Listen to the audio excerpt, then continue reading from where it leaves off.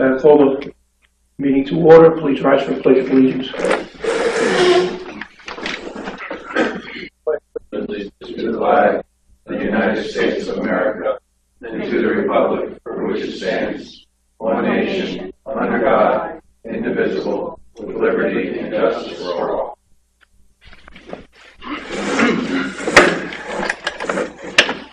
Thank you. Request approval of the agenda. I'd like to. I haven't been here for a while. Which one is it? The first, the mouth. That's what I'm trying. The mouth, right? It's not coming on. Oh, the mouth. That's all right. I would like to add the financial report to the agenda. All in favor? Oh, excuse me, Ms. Jacobs. So you're going to ask about that first, yes. Then I'm going to add some. Okay, all in favor of adding the financial report to the agenda? Aye. Ms. Jacobs. I would like to add to the agenda discussion of the North Gate beautification.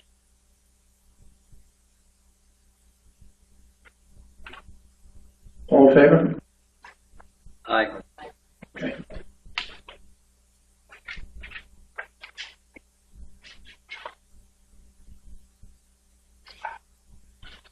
Okay, I just want to remind everyone this is an informal work session.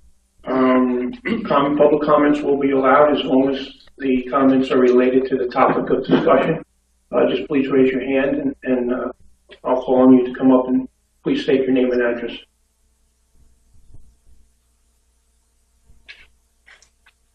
I think that's not actually shown on the agenda. That was left off. Should that be added? That's what. It's not a specific following the agenda. It could be on each topic as it arises. Oh, okay. So it could be at any time. Topic submitted by the acting general manager, capital purchases. All right. I had 3 items for discussion, and I don't have any specific questions because the request will come out of the discussion today. The first item is back, I believe it was at the January meeting. I was requested to get information on 2 additional platform tennis courts from Dave.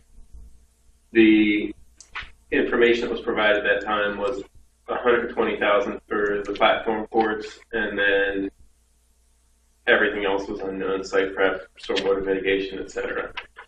Kevin has gone back to the county and gone through the original plans from last year's Magma project and was able to get confirmation we're able to use sheet flow for in lieu of a pond or other stormwater mitigation for additional courts.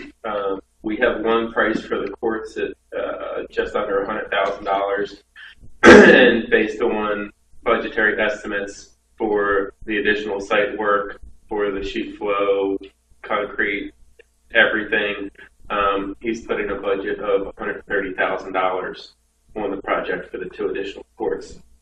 If that isn't the direction that the general consensus is for me to pursue, I will have that put into a project and put that out to an RFP to have 3 quotes and bring back. But as it was unbudgeted, I just wanted to get a feel for direction before I spent the time in the RFP process and put the vendors through the drill and weren't going to work with it.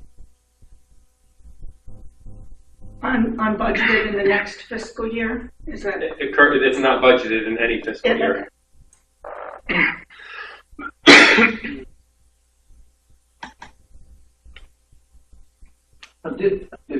I remember the discussion. Didn't we talk about allocating some funding, and correct me if I'm wrong, to do the engineering study to make sure nothing is going to disrupt the any stormwater management issues, so on and so forth? Did we have that? I mean, I thought we said we were going to allocate some money for that. Is that still part of the process there? Well, we did, and that's where Kevin went back with the engineers and was able to confirm that we didn't have a stormwater issue, and we could use sheet flow, and that's where the original budget that was sent out was $120 plus site prep and stormwater.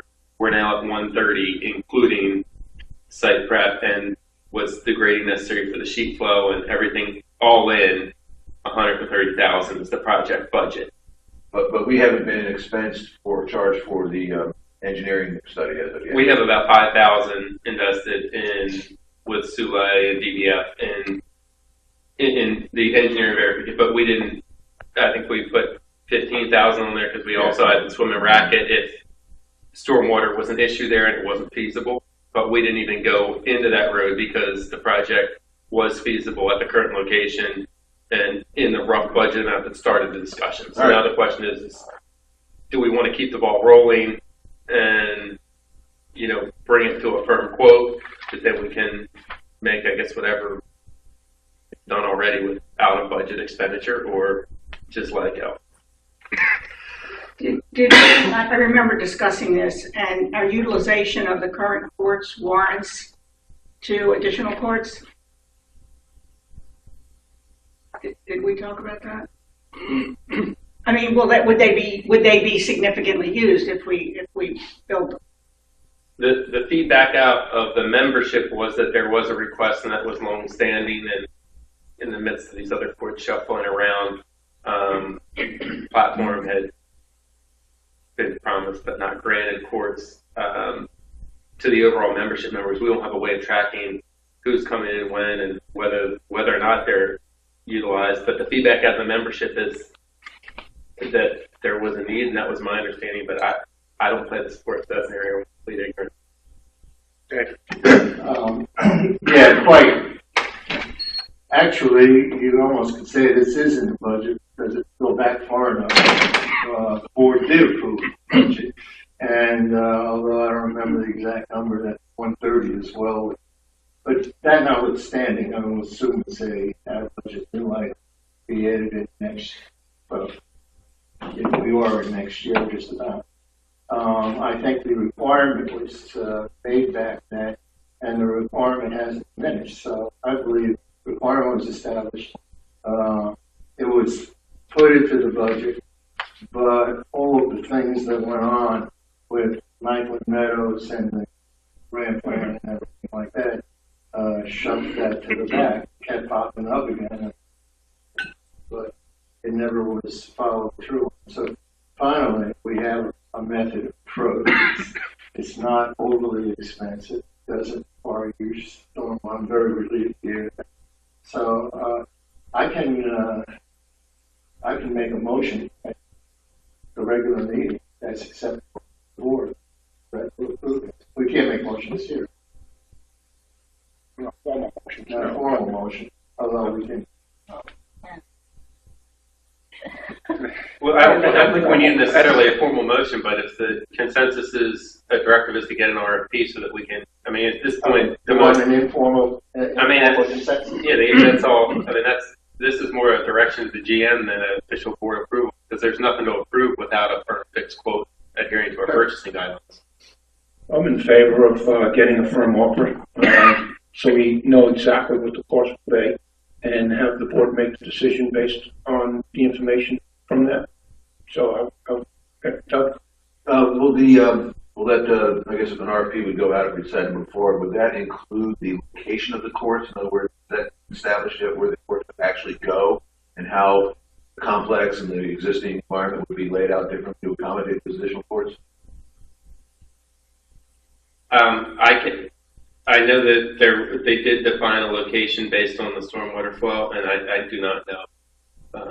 I do not know where that is, though. I believe it's adjacent to the existing platform courts going to the parking lot. That was my understanding from the original discussion, but I'm not going to swear to it. Yeah, that'd be part of it, because obviously if you've got to adjust it, you got to, I don't know, take the tennis courts or something else to do this, then I think it's a different discussion, but if it's just going to be adjunct where it is, I think. These are new, not taking anything else away, but the installation of 2 new platform courts. Yes, I was just saying I'd anticipate that question being asked by the membership, but when I come out front and say, no, it's not replacing anything, it's in addition.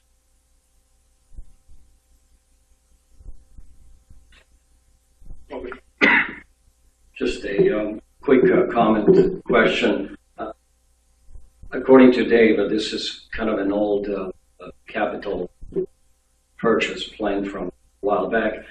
Have we reached out to the committee, to the club recently, just to double check with the membership and get their input, if anything has changed from a requirement point of view? Just wondering if that hasn't been done, whether this will be a time to do it before board acts on what's been planned for quite a while and hasn't been done. I would be in favor of reaching out to that club membership and just getting the final feedback from them. I believe that the request initially came back into me and this when we were talking about pickleball and the winter pickleball debacle. The platform president came into Colby and asked when their courts were going to be put in line, and if we were talking about anything for pickle, that they had asked before pickle, and pickle got the outdoor. So the request actually did come from the platform group and from their president. That answers my question. Are we satisfied that we put out for an RFP? Yeah. Let's come up with a motion on Saturday. Or you want to- Not necessarily. No, I think we decided. Yeah, fine. The second item I had for discussion is related to the golf capital purchasing. We had budgeted for 2 beverage carts under golf capital. We actually only need 1. That was within, the 1 cart was within my purchasing threshold, so that's already been ordered. The second cart we are not using. With Andre coming in, Andre found that the mowers that we use for the greens, they're all at this point being done by hand, and we have approximately 20 mowers, and it takes 5 people to handle the cutting of them to keep up on the greens and all, and the tee box on the short grass. Andre requested that we purchase a ride-on mower to do that cutting because we could cut back on the staff and we could maintain a better operating budget by reducing headcount necessary to maintain the screens. The cost of that mower is approximately $20,000. I have about $8,000 remaining in the beverage cart budget, and through salvage, we have $22,000 in assets that were disposed of, non-working equipment that we were able to sell at auction in the transition with LU. So there's no additional capital impact, but it's not a budgeted expenditure. And I wanted to make the request to purchase that mower. We do have 3 prices. We were $19,000, $30,000, and $33,000 for the 3 mowers. The 19 is $19,999 is the purchase from John Deere. And again, that's because it will reduce our operational costs. It's a recommended purchase from myself, Andre. Cheryl?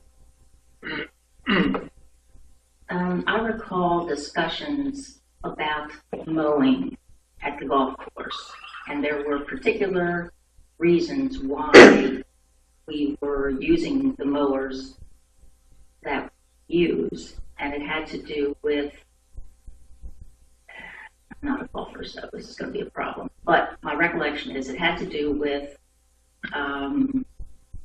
creating, I want to say, ruts or some other issue that it was the superintendent's request that we not go with a particular kind of mower, but rather that we go with the mowers that we currently have. And I'm concerned that if we are deviating from that, while it's all nice to save in terms of personnel, if we're going to ruin the golf course as a result of that, I'm not in favor of that at all. And I would have to go back, I guess, to try to review, but I distinctly remember there was a discussion all about mowing and the right kinds of mowers, and it all had to do with keeping golf course in the great shape that it had come to be. So have a concern about that. I was wondering if we could get additional information from Andre, and as far as other courses using this means to take care of the greens, and is this something that should be a concern to us?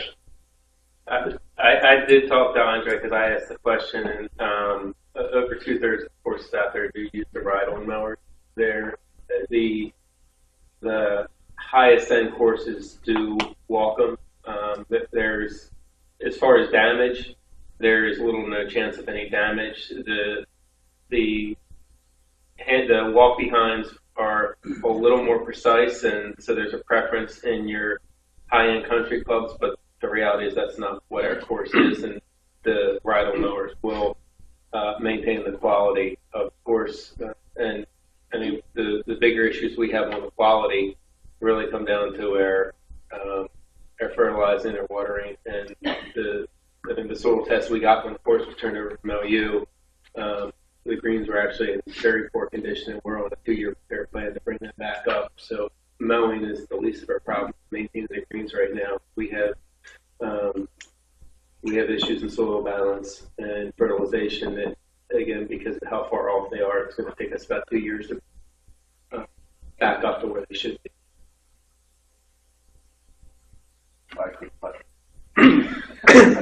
That's definitely the reason. It's nothing. Is that what it is? I got a question. If I recall, months ago, we purchased 3 mowers. Again, I'm not a golfer, so I'm along with Cheryl. Those were fairly. Okay, so what I was going to ask is, that purchase happened against the recommendations of the LU staff, from what I recall. Has the discussion on the mower for greens at that time evolved in any way and decided, or is this something brand new? Because we have greens, obviously, since we had golfers. It's coming up now, and it hasn't come up in the past, or it hasn't come up in the past, and what was the decision when it was brought? Dave, do you have any history on that? I think you're talking about apples and oranges here. The fairway mowers were one discussion. This is specifically about green mowers and whether to go from the hand push to a ride-on mower. So they're not. They're two separate issues, I believe. Right, correct? Yeah. Well, let me try to clarify the these would question. not have come up before without knowing what the condition of the greens actually are, which we apparently find out just like, aren't you? Or no? I play it pretty often, so. Well, no, I mean, other than your personal observations. Let me clarify the question. I guess what I'm saying is we had a professional management company running our golf course for a couple of years. I'd like to know whether LU during that time recommended a ride-on mower for our greens, or if this is now the first time that this is being recommended. We haven't talked about that in close. I mean, I Can't remember that. no. If you want to talk about that discussion, it has to be included. That's all. I mean, I can't answer that. Well, we're not trying to poke the finger, but we're just trying to determine whether or not this issue is brand new issue discussed before. It has to do with an operating model, and because of those discussions, due to our open contract with them, it has to be a closed session discussion. Doug? Brett, you mentioned potential cost savings in labor. Do we have any idea of the ROI for that? In other words, how much we would expect to save in, say, this next fiscal year based on projections of, what would happen if we bought a ride-on mower versus using labor for the event?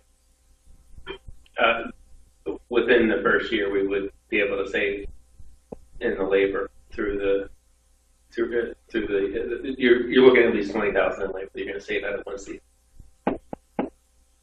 We'll be able to track that. Yeah. The saved labor? Yeah, I mean, if it's a budget, yes, we'd be able to track it. If it's a budgeted labor, then the positive variance would be there, as long as there aren't other variables, which can always happen. Do we have, I don't know what Andre's expertise is. Can we get anybody's expertise that would say, yeah, this is a good idea. It won't hurt, it won't do any damage to the greens, and it will save you a significant amount of money over time. Well, Andre is a member of the Superintendent's Association, so he is speaking with peers in that regard. I mean, he is almost 30 years with us in the association and involved in, well, of course, he holds their licenses for all fertilizer and pesticide applications. I mean, he is the expert that we have as far as maintaining any of their, any horticulture, agricultural growth stuff. I mean, he is the expert there. So, I do believe in him bringing that recommendation that there's firm reasons behind it. It does make sense.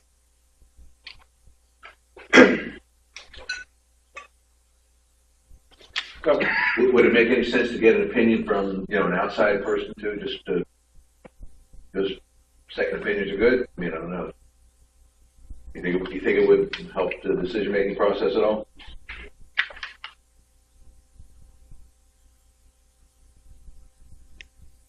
I guess, you want me to bring this and ask the committee to explore this as well? I just throw it out to the group. You think it's worthwhile to get, one more opinion just to, for due diligence if nothing else? Golf Advisory Committee. I mean, that's just what they think. With all respect to the Golf Advisory Committee, I don't think they have technical expertise necessarily to support or to not support this kind of a decision. I mean, you'd have to go out and find another qualified course superintendent and ask them. And I don't know what we would do with the opinion. They would say yes, it was the same information, or they would say no, it's terrible. I don't know. I don't. Do I think it's worth it? No. I guess that's Do you think what's worth it, Dave? Getting the Golf Advisory Committee, or doing this, or buying the mower? either. No, buying the motor. The Golf Advisory Committee. We have a course of qualified course of thing, 30 years. We have a very qualified course superintendent, been here in Ocean Pines for 30 years and worked on the golf course a good part of that time. So I'm not sure how much, what else we would be looking at. Just a thought. No, and Brett's saying 2/3 of courses use this method. It's not something that we're just pulling out of a hat trying on our own. I think it's something that's been proven. Many golf courses use it. It will save the association money, and it's at a suggestion of one of our staff directors. Fair enough. I'm not opposed to it. Jacobs. We did have another superintendent that was here for quite some time, and I definitely recall that there was some issue with the mowers, and I think that we need to go back and take a look at that, but I don't see any harm in asking and now I'm confused about who does what anymore, whether we have a golf advisory or we have a golf council. We have a couple of different organizations that weigh in on golf matters. And so I think that it's entirely appropriate to have an opportunity to go back and take a look at what the discussion was in the past about this. I clearly remember there was an issue why we didn't have a particular kind of mower, and it had to do with cutting or ruts or something or other like that. But I think it would be entirely appropriate to ask the Golf Council, Golf Advisory Committee, both, whatever, to weigh in on this if they have any information, or if they want to go out and take a look and bring some information back to us. I would just say time is of the essence in this, because we're hiring now for the season, and if we push this out into our May board meeting, we're already going to have to have hired, and then we're at the point where there is no savings for this year. If we want to do something, the grass is starting to grow now, and we need to have a plan to get ahead of it and know how we're operating, for the coming golf season. Fred, we're not talking about months here. A simple phone call this afternoon to Mr. Long of Golf Council would basically be easy effort, or to Golf Advisory Committee. I mean, this is not something that's brand new. It's just a simple matter. There is a difference between a method that we've used for years versus what's being now suggested. That can be accomplished in a couple of days, in time for the board meeting on Saturday. Well, I just don't think asking the committee or one person's opinion as opposed to what's out there for years with different golf courses. He's saying 2/3 of golf courses use this. One person opinion should not sway the board or the opinion of so quickly. I mean, this is something that has been proven. It's a track record of proven, and it can save us money, and it's something that he's requested. To do so, to afford the association the opportunity to see the savings immediate in this coming season. Yeah, I understand what you're saying. Look, I'm not suggesting it's a one person's opinion. He can circulate the email to his members, committee or council members, and get a quick feedback. Is there a reason that we haven't used this kind of a method of mowing in the past? There's got to be a advantage and disadvantage of this, and I don't see any harm. I'm in agreement with Ms. Jacobs with what she's suggesting, and I think should not be a problem in getting a feedback from either of those organizations in the next few days. Quick email circulation to their members and kind of a feedback that will just validate what's being proposed by the acting GM. Okay. Yeah, I would suggest that we defer this decision until the board meeting on Saturday. Well, yeah. And I would suggest that in between, I was liaison, or somebody on golf council, not golf advisory, and share and go through our old files and see what it was that might have been relevant in the past. Slow down you or whatever you want, and then we make this decision on Saturday. And we have, if it's simple, slow down, as you said it is, we'll have all the information we need by then. Absolutely. Okay, so I'll be happy to send an email to Mr. Long of the Golf Council and ask him if his membership has an opinion. I'm not talking about a Golf Advisory Committee. I'm talking about a Golf Council. Okay? Thank you, Steve. Dave. Mr. Ringstorff. Yeah, Gene Ringstorff, 2 Carriage Lane. To Cheryl's point, can't hear me.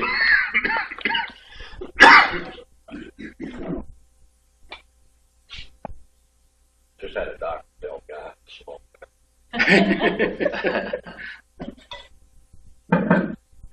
Anyway, to Cheryl's point, I think, I recall, talking with Bob Kessler, that there was some discussion when, with the previous general manager, at the time the previous general manager wanted to buy 3 fairway mowers, and LU thought that we didn't need them. And there was some board discussion as to the views of LU versus the views of Bob Thompson. And the end of that was we bought 3 new fairway mowers. And so I don't know if that's what you were thinking of. If you said there was some discussion about mowers, but I just offer that up that was one discussion a couple of years ago when they purchased 3 fairway. Well, in my history, it wouldn't have been a couple of years ago because this is only my second year. So it was definitely last year. Well, it was. I'm not sure when it played, but it was. Yeah. It's in a fairly recent time. Yes. I think it's in time, not pre-Cheryl.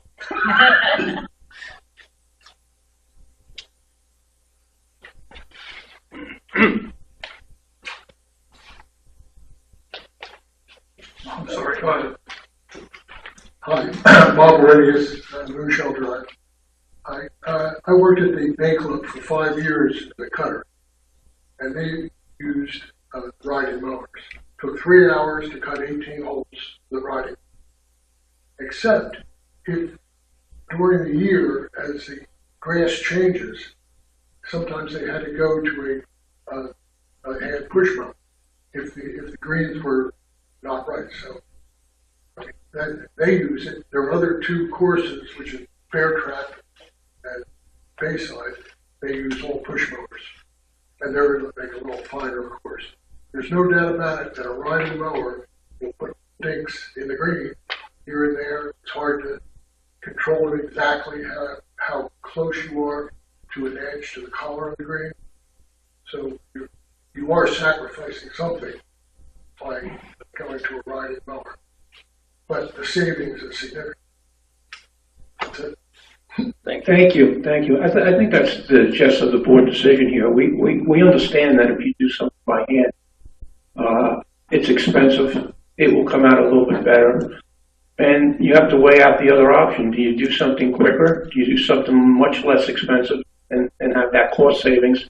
And maybe the quality is a little less, but something that other courses are using because they understand the value and the savings. So I think the decision by the board is, of course, it's not going to be as perfect as doing everything by hand, which is time consuming and expensive. But do we want to follow suit with what many courses do and pass the savings on to our membership and still have a decent quality green? And that's the decision that needs to be made. Everyone will have opinion. Everyone's opinion will differ. The ultimate decision will be the board to decide, do we pass the savings on, have a little bit less quality green, but still sufficient that 2/3 of the courses are utilizing that method. It's strictly a board decision. You can hear opinions forever, and there will be pros and cons. Mr. Reynolds. Thank you. We've been doing this by hand apparently for many, many years. And there's a lot of discussion that this is better, gives you a better product. And yet, and this troubles me more than anything I've heard here yet, the acting GM just said that these greens are in terrible shape. It's going to take 2 years to recover. So we've been using the preferred perfect method, and our greens are in such bad shape now, it's going to take 2 years to get them back in good shape. So that worries me more than the long run. But that doesn't have, what he said, correct me if I'm wrong, Brett, was that it had to do with fertilization that wasn't done properly by LU, didn't have anything to do with the mowing. Is that correct? The soil conditions. Yeah. What? The soil conditions.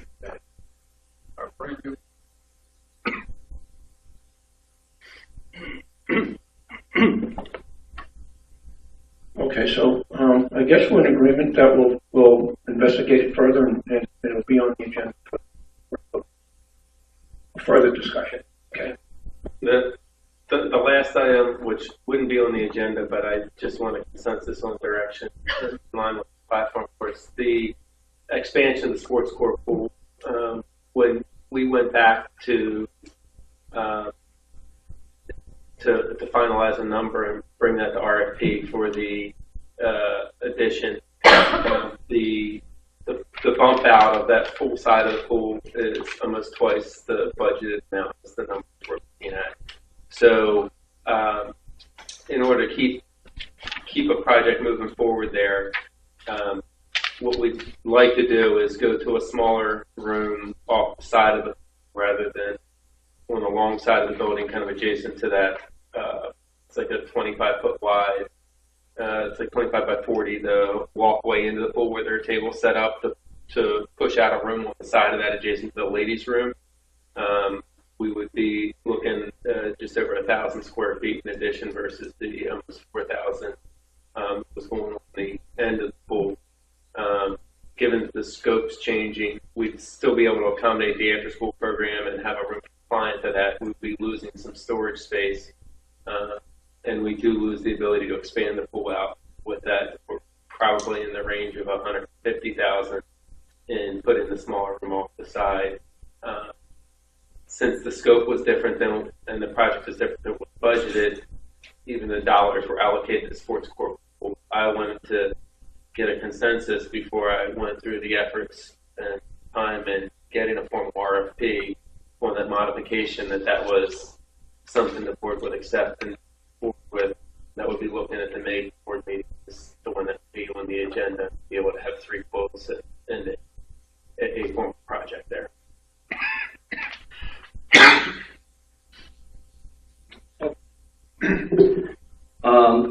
That expansion was presented to the board based on some set of requirements, needs, and therefore the scope was developed, what the size of the structure should be, what's going to be used for. Now there's a substantial cut in the size. I think what would be helpful for me individually is to really take a look at the scope difference between the two and see what we are compromising and what kind of impact that would have.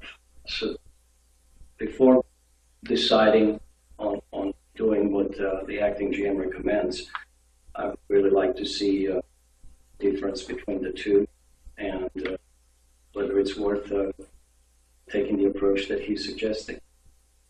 Okay. Yeah, I kind of echo the same sentiments. I think it's a little nebulous. I get the concept, but I think it's probably better suited for a decision-making process to kind of really have some more tangible information. In other words, we had a set of requirements. This was the proposed solution. Now, based on the budget, we have to look at an alternative, and I would say I want to know how the alternative would potentially affect the original requirements. So I think get a little bit more information with regard to that. That'll be certainly a helpful way to get to the decision. Well, the original proposal gave us the ability in pushing out on the far side of the pool that if we ever went to a redo of that pool, we could add the additional footage onto the pool to make that 25 meters versus 25 yards it is right now for competition purposes. We were able to gain the room that was required for after school, which would have been a separate space, and having an additional 24 by roughly 50 feet on the end of the building. We were only talking 4 feet for that additional footage at the end of the pool. We had room for exercise gear, any other purpose within the pool space. What we're talking about now is roughly a third of the size of that addition going on the side of the building, and that would give us room for the party aftercare room, and we would be able to have some storage above there, more like attic storage, but we wouldn't have the extra room for bikes and the new fitness equipment we're buying. We wouldn't have room for anything else really. The room would just serve the purpose of the aftercare party room, and that's it. It would be for the original direct need, but it does not serve any real additional functions to the building itself in that investment. So where would, you mentioned the additional equipment, then if we were compromised with regard to storage space, where would that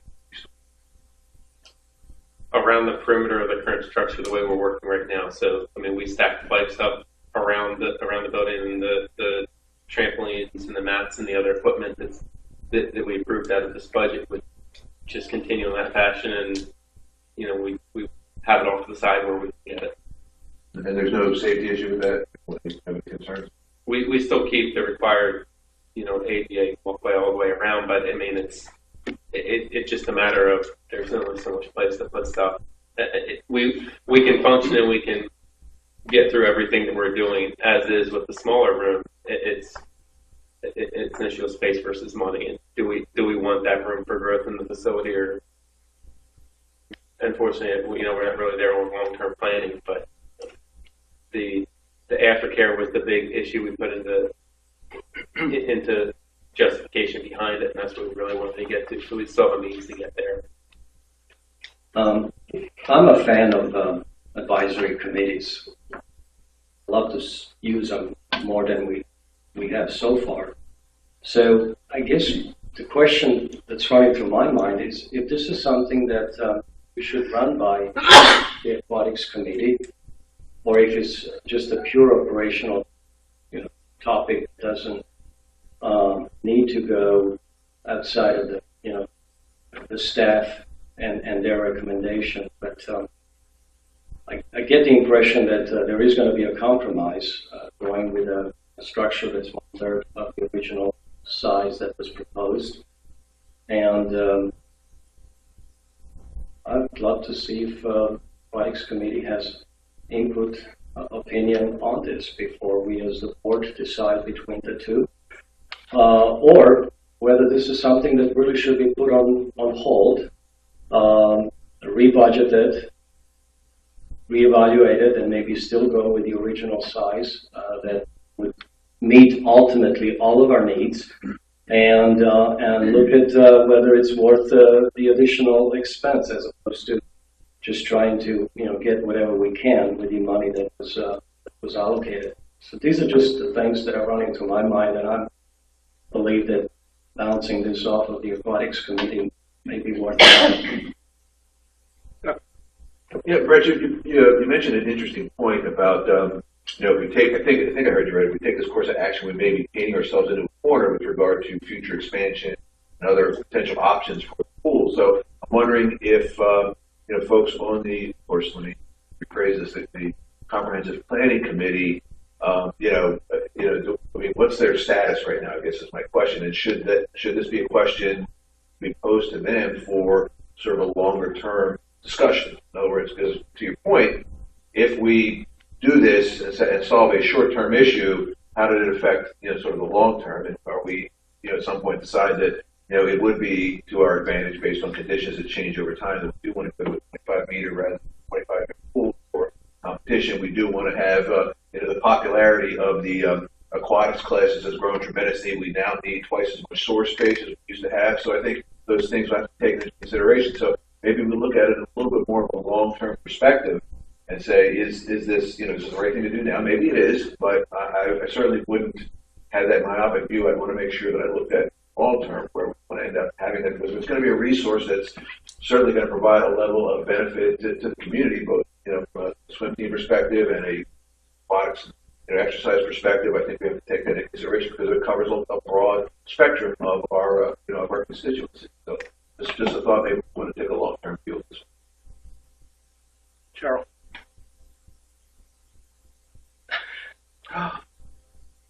Wait. Anyway, Brett, you said two things that piqued my interest. I heard you say something about equipment that's been purchased, and you're using this term aftercare, which I would like to have defined further. First of all, it was my understanding that the original expansion that we talked about was to incorporate some exercise equipment, which I'm guessing this alternative, which is 1/4 the size, you said 1,000 versus 4,000, wouldn't accommodate that. And when you talk about aftercare, what exactly is this aftercare that we're talking about? I'm not necessarily interested in expanding pool to accommodate competitive things there. It ought to be more focused on the community. But if the expansion is to provide something else for the benefit of the community, like exercise facility, which we don't currently have, and there is a need, I believe, then that seems like that would be worthwhile. So I do think there are a couple of different issues here as to should we be, what is the correct term, penny wise and pound foolish? Yeah. The equipment that I talked about in the budget, we had approved both trampolines and blow mats, and those were under 15,000 expenses. So those have been already ordered and will be in prior to Memorial Day for us to start taking advantage of additional classes and programs coming into aquatics. So we're not talking gym equipment, but enhancements to the exercise and other programs and classes that are currently through aquatics. As far as aftercare, I use that to, we had been trialing programs throughout the winter when the kids were off school on certain days of doing a fixed price drop-in for the day as an alternative to a daycare program. And with the popularity of those programs came the justification that was in the budget process for doing something for an after school. And not where we would be providing transportation or anything, but programs where the kids could be dropped off and participate in a supervised program at school from the 3 to 5 or 3:30 to 5:30 window, cover the gap for working families and have an alternate program available in the area after school. And also when days off, but the day off part we're kind of already working. It's the having a regular after school. So the driving force in going to this plan is simply the cost of the original plan. Is that right?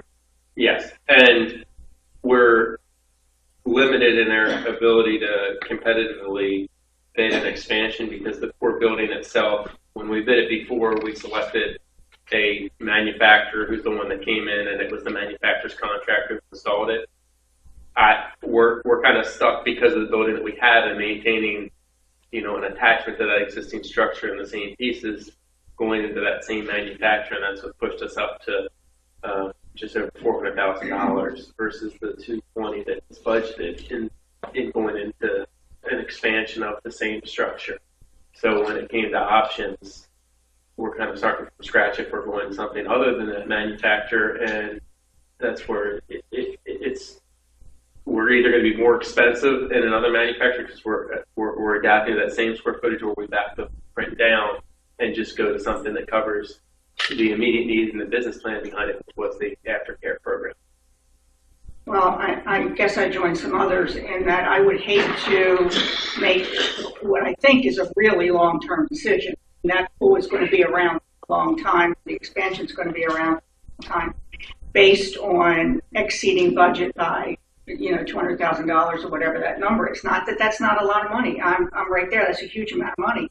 But for the entire community, I don't think, that $200,000 spread over our 8,000 members. I don't think that we should make a decision to do much less than we plan to do based on the fact that the original plan came in well over budget. I would support going forward and looking at the original plan and then making a case for it being over budget.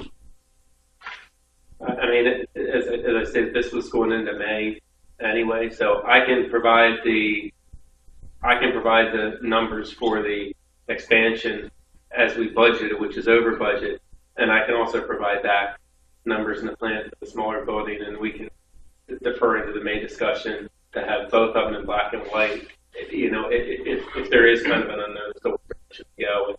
I would like to see it something that we move forward with this board, and while we have the opportunity this summer to hopefully get traction on the project, take advantage of that rather than if we don't take action, within the next month or so, we'll be looking at something for next year and pushing the really fiscal 19 budget. Okay, and like Sullivan, and I agree, I think we need additional information and some feedback from the committee as well. Doug?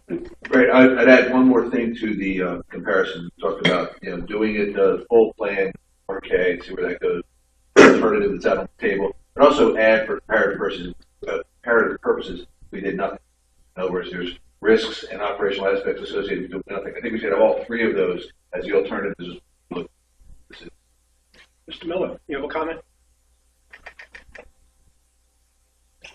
Gary Miller, 15 Windward Court. I am on the Aquatics Committee. I would strongly urge the board to talk to Colby and the committee before you make a final decision on this. There was some discussion about this very topic at previous meetings, and Colby's original request or statement to the committee was that she was looking for a room to do after-school daycare, as Brett mentioned, and also have a separate room for parties. Currently, there are so many people trying to have parties at that pool that there isn't room. So adding a separate room to do that was one of the main goals. There was also discussion about the fact that adding the room that you all had originally talked about at the end with the idea that at some point in the future, you might be able to expand the pool for swim meets. The committee wasn't entirely sure that would work because of the size of swim meets and things like that. Bumping the pool out may not be what you think it would be as far as what is required for swim meets. So I don't have all the details of the discussions, but it is something that I think the committee could weigh in on. And I think if you talk to Colby, she will tell you that the main focus that she had talked to the committee about was adding the smaller room on the side so that they had room to expand for the parties and the after school. She also at one point mentioned something about a shed to store all of the equipment. So again, please talk to the committee and your director before you make a decision on this. Thank you. Thank you.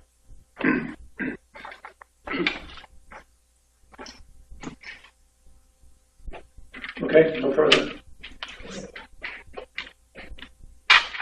Topics submitted by board members. Discussion on amendment of resolution M06, Cheryl Jacobs.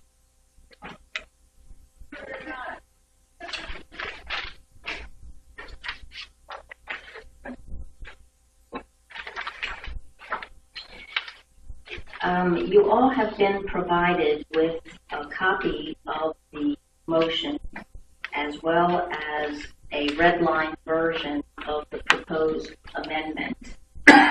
And I am moving for consideration of amendment to Resolution M06 with the two changes that were shown in red regarding counting ballots for the election of directors in an open session, and it would limit the answers to questions to 200 words for each question. The background associated with this is that in the last election, there was controversy associated with counting ballots in a closed session, but that was the existing language, or the current language of M06. As well as an issue about a candidate who had a longer answer to one of the questions because the language was rather imprecise about how long the answer could be. So the simple proposed changes that I'm bringing forward to the board on my own as a director opens the ballot counting and establishes a limit on the length of answers to questions, which were the issues that were raised at the last election. And I say that I'm doing this on my own. I am the liaison to the Bylaws and Resolutions Committee, but they have a different take on this. But I was adamant after the last election that I never wanted to see the kind of controversy that we had last year, and this, in my opinion, is a very simple solution to remedying that problem. So I'll ask for a second of my motion for consideration, I believe. I obviously second it, but for the purposes here, I don't know if that's needs to be a fault. This is pretty much. That was my interpretation of Mr. Tucker's explanation about first readings, that it was appropriate first time when something was published on the agenda and provided that it would be a motion for consideration. Okay. I mean, I'll second it. I think we're all here to consider your suggestion. Can we have parliamentarian take I don't know, it's easy for you to say. parliamentarian? No, I think Mr. Tucker is correct. I think that although we've looked at it differently in the past, and in fact, basically putting it forward for first reading.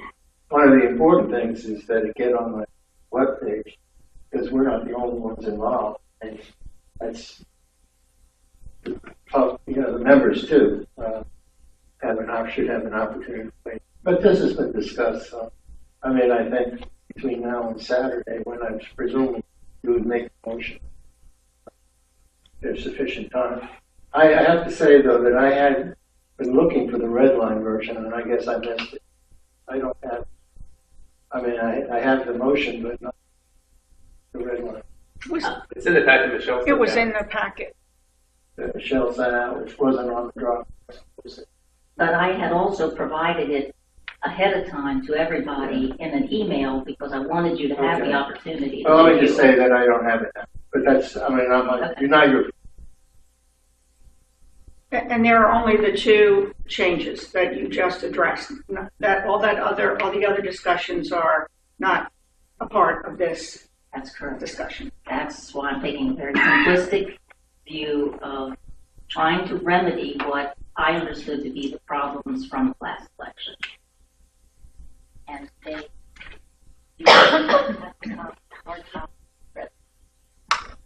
love it. I love hard copy. I've got a room to prove it. I mean, point out. yeah, I think I know where they are. Page A3. on A3 is one and, A3. and C1 is the other. So you're taking out. And it added 200 word C. Yeah, I know about that. Yeah, I would just comment. I have a couple comments, but in the interest, I have no problem with these. I don't. Oh, I'm sorry. You do not need to second it. I think we've got a comment from attorney. We've got a comment, Jim Trummel, on that this is merely has to be put forward first, no second. You've already done it, so it's Okay. like That was my question. it's been done. Yeah.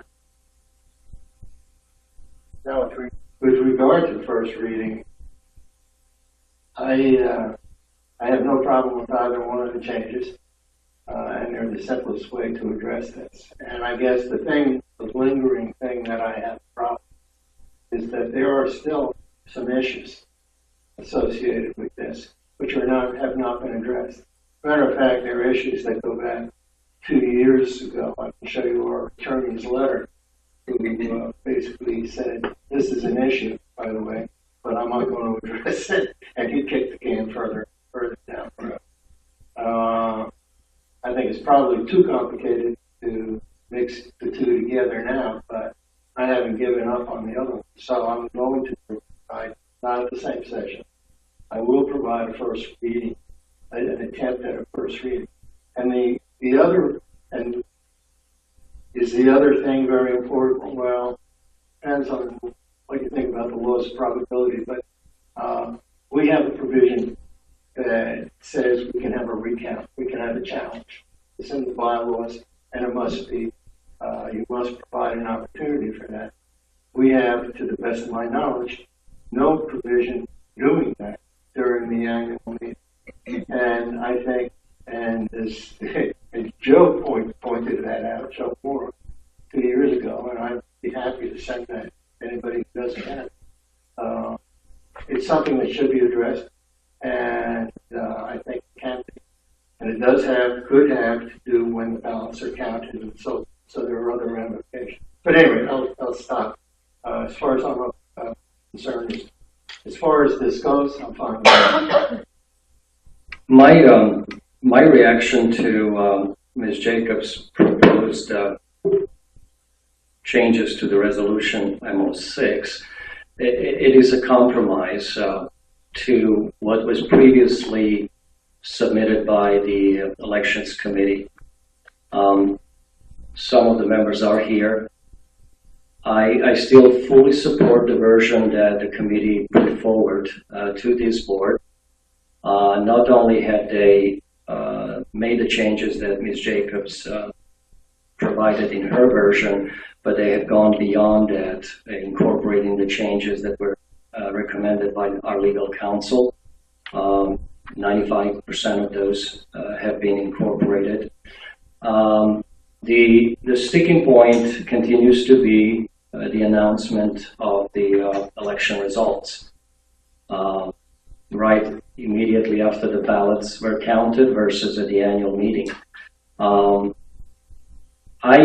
I believe the version that the committee put forward is an excellent version, an attempt to incorporate all the issues that the resolution had in the past, including a recount. They have addressed that issue as well. So I would like to ask if the committee members have any additional comments they would like to share with this point in time. And I would like to also continue to encourage the board to reconsider this whole revision of the MO6 and really take another attempt to go with a full revision addressing all the issues that we've had in the past. So it's all right with the board. I'll ask any of the committee members to make a public comment on this. Yes, sir. Steve Tuttle, 40 Bird Hill. Thank you. The Elections Committee is unanimous in our support of the modifications to Resolution MO6 and attachments A, B, and C. As a committee, we have spent many hours working on this resolution and its attachments. All the members of the Election Committee were new this fall. We, at the request of several board members, entered into the challenge of bringing an openness and transparency to the election process. Our work on MO6 began at our first meeting in October. 2 meetings and several email exchanges with Bylaws and Resolutions Committee have been conducted. We received emails from association members suggesting ways to improve the election process and to reach the goal of openness and transparency in our association elections. We completed numerous revisions of MO6 and the related attachments. The association attorney, Jeremy Tucker, provided input in writing to our process on 2 different occasions. Following the advice of Attorney Tucker, we made over 40 changes in MO6 and the attachments prior to submitting it to the board for a first reading on March 25th, 2017. In the documents submitted to the board, the Elections Committee had accepted over 90% of Attorney Tucker's recommendation. The only place we recommended something different than Association Attorney Tucker was where he suggested that voting results be announced at the annual meeting. It is the view of the Election Advisory Committee that the association is best served by announcing the results of the ballot count at the completion of the count. The results would be presented at the annual meeting the day following the count for validation. Following the 25th meeting, questions were raised about procedure for conducting a recount. The Elections Advisory Committee listened to these concerns and prepared an additional statement describing the recount process that can be incorporated in Resolution MO6 and the related attachments. Why is it critical to have the counting of the ballots an open process and to announce the results at the conclusion of the counting of the ballots? Transparency. Transparency is not just a word. It was and continues to be about how we conduct ourselves within our association. Several candidates in the last election argued for transparency in all association activities, decisions, leadership, meetings, finances. Opening the counting process provides opportunities to increase association member participation in the business of the association. Announcing the results of the ballot count upon completion provides a means to even greater openness. If an election is closed, it is quite possible that one or more candidates would request, it's quite possible that one or more candidates would request a recount. Announcing the results as soon as the ballots are counted gives any candidate a day to decide if they want to request a recount. In contrast, if the results are not announced until the officially convened association meeting, there is really no opportunity for a candidate to consider and possibly request a recount. Once the votes are presented at the annual meeting, they are validated by the very fact that they are presented at the annual meeting. Therefore, the Elections Advisory Committee strongly urges the Board of Directors to do the right thing, hear our advice, and allow for a vote on a first reading of MO6 and attachments A, B, and C as presented to the Board at the March 20th meeting with the addition of the recount procedures document. Thank you. Thank you.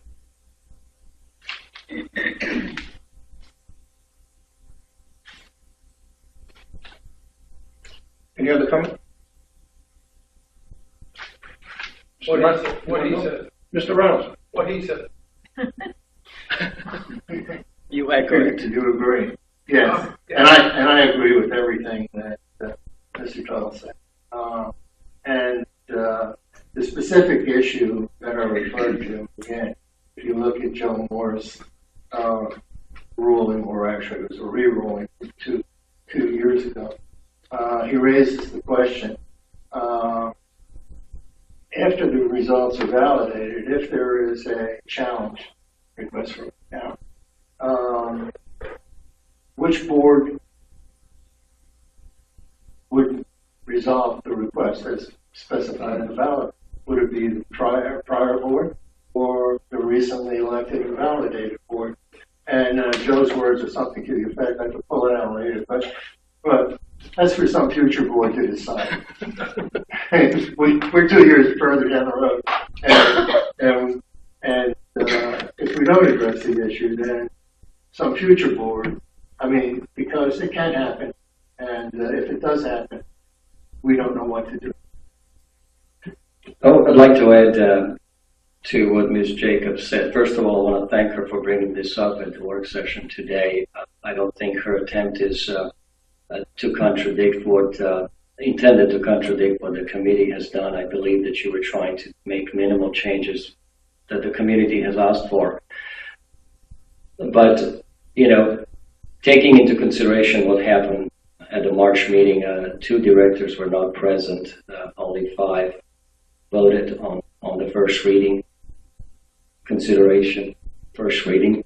I believe the right thing is my personal view is to take committee's revised MO6 with the addition that addresses the recount procedure, bring it to the board's Saturday regular meeting for first consideration, for first reading for consideration, and really address all the changes that are needed, and have the full board vote publicly on this subject.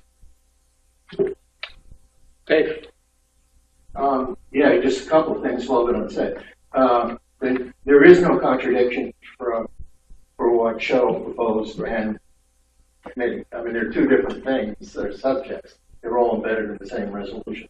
But nothing Cheryl proposes is contradictory to what the committee is saying. Different subject. When one of the votes are announced and why you agree.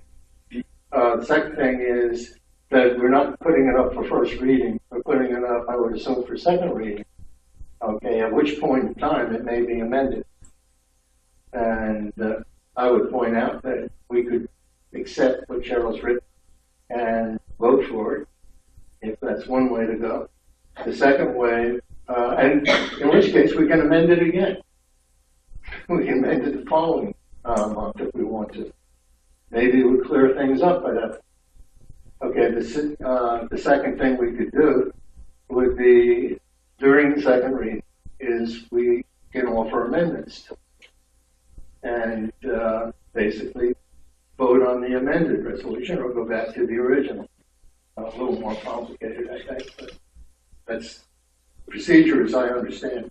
Can we not make amendments now? We can make amendments between now and whenever the second reading comes up. That's the purpose of the first reading. But doing it at this table, I would suggest not. It could be. I personally would prefer to think about it more.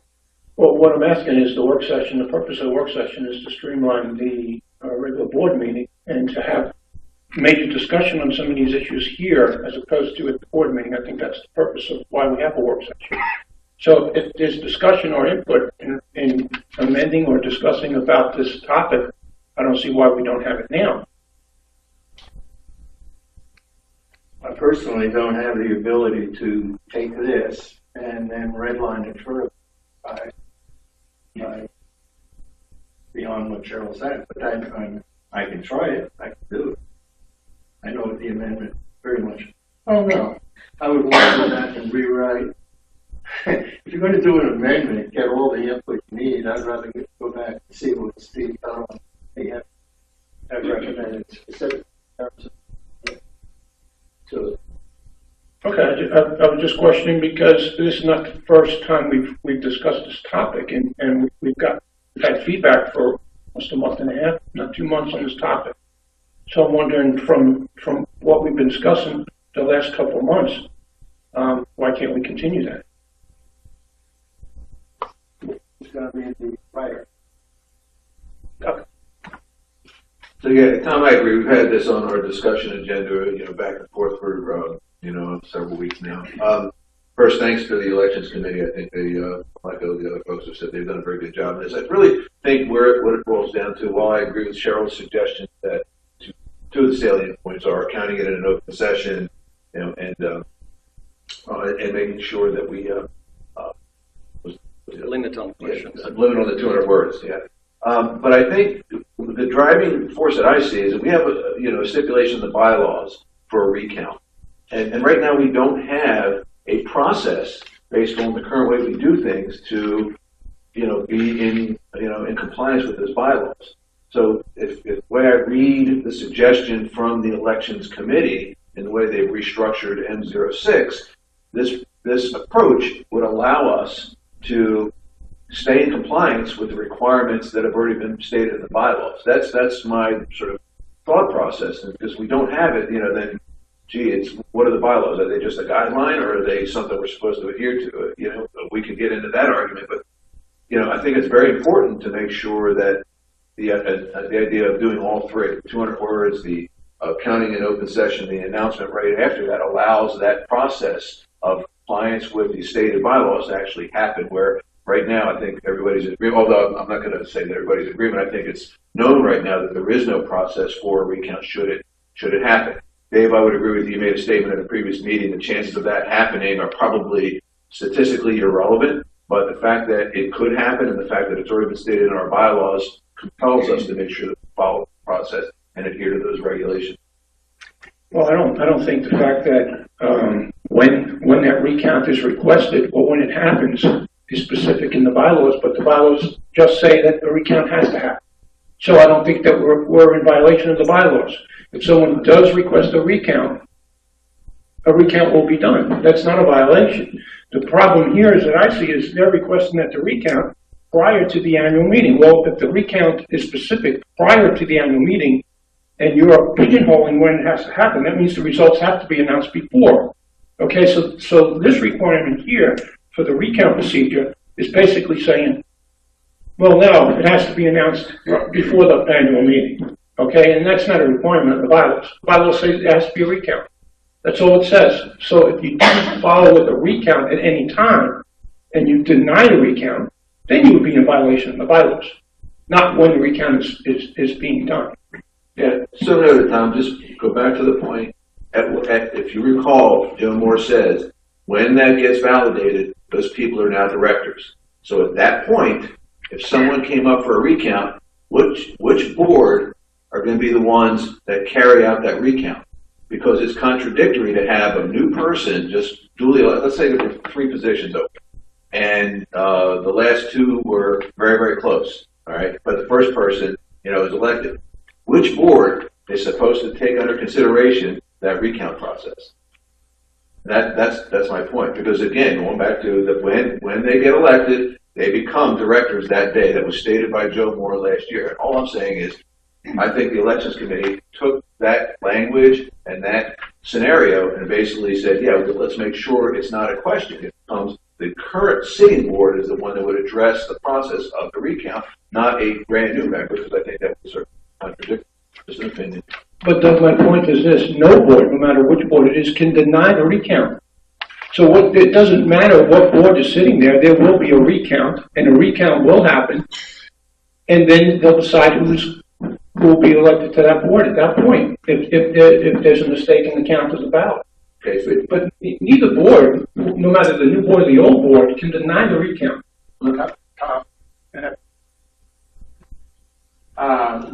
What you just said is debatable. As a matter of fact, The recount can be denied? that it's your discretion of the board. It's the discretion of the board. I mean, if somebody loses by 200 votes and they say, I want to recount, the board can say no. I mean, read what the bylaws exactly say. You'll see that there certainly is a certain amount of discretion that the board can have in that regard.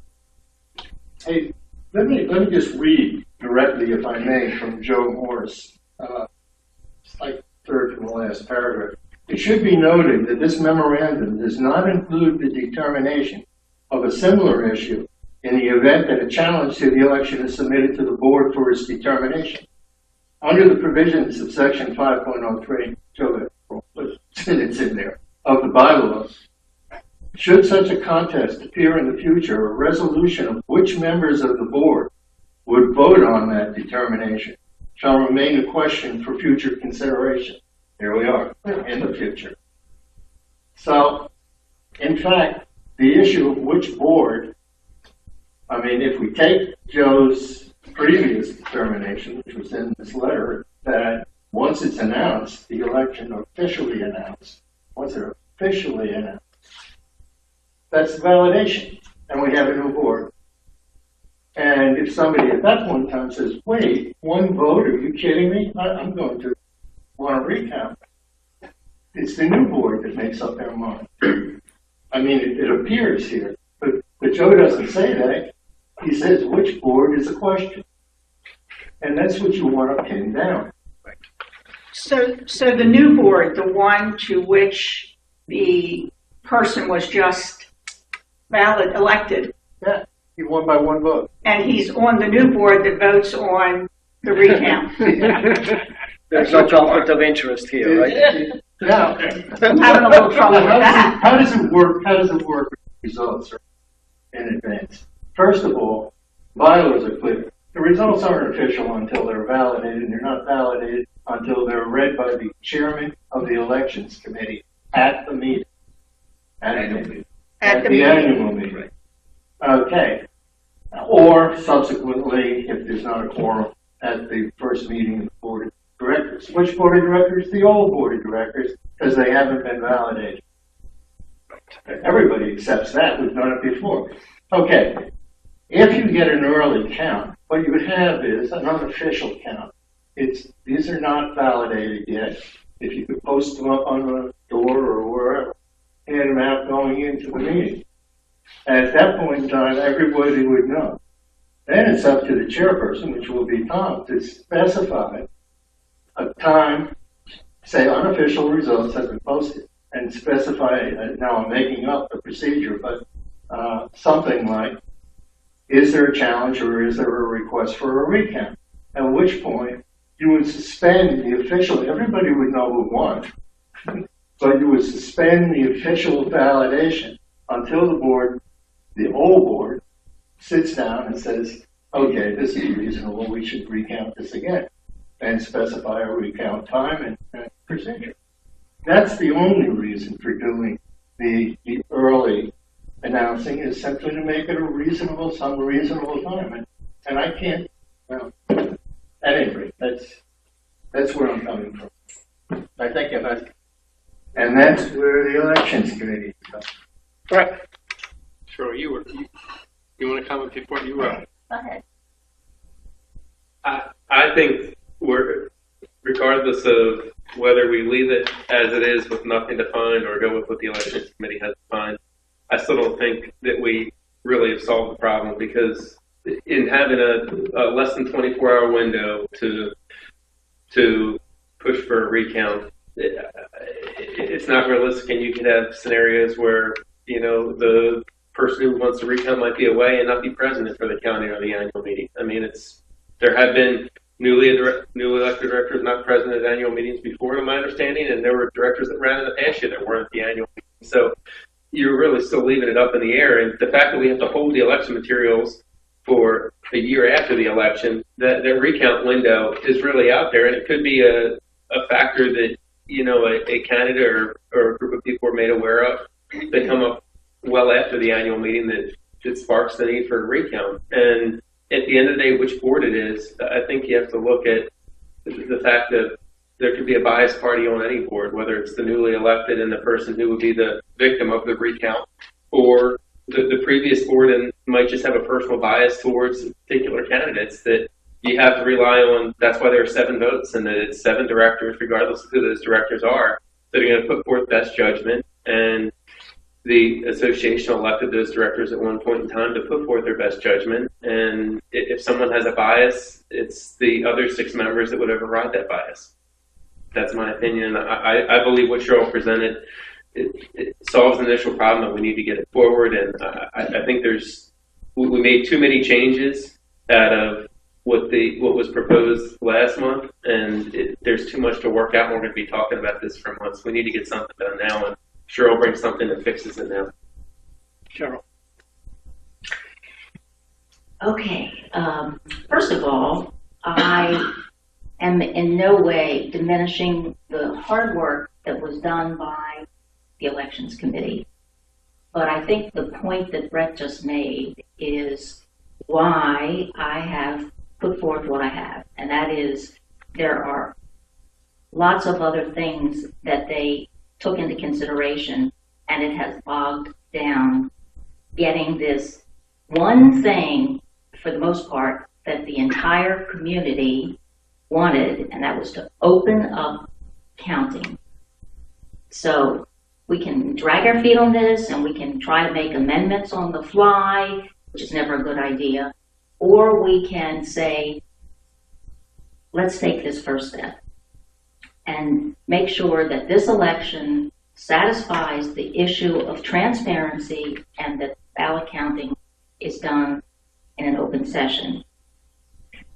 Now, I still say there is another issue that you're not addressing when you talk about recounts and whether or not results need to be announced right away, and that is there is the possibility of a tie. And apparently I'm still not able to explain this sufficiently because there are those who say they don't understand what I'm talking about, but there could be a tie.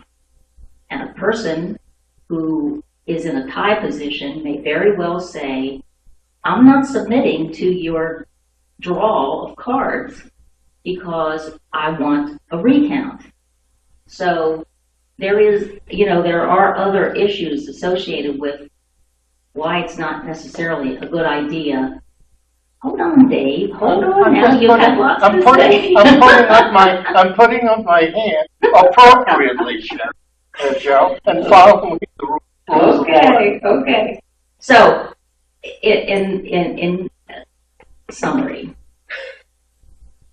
I think what I have proposed really solves our problems initially. There's lots that we can be addressing later, but if we keep dragging our feet, then we're going to have another election where this is still an issue. So that's why I've done what I've done, and I hope that you agree that this is a good solution.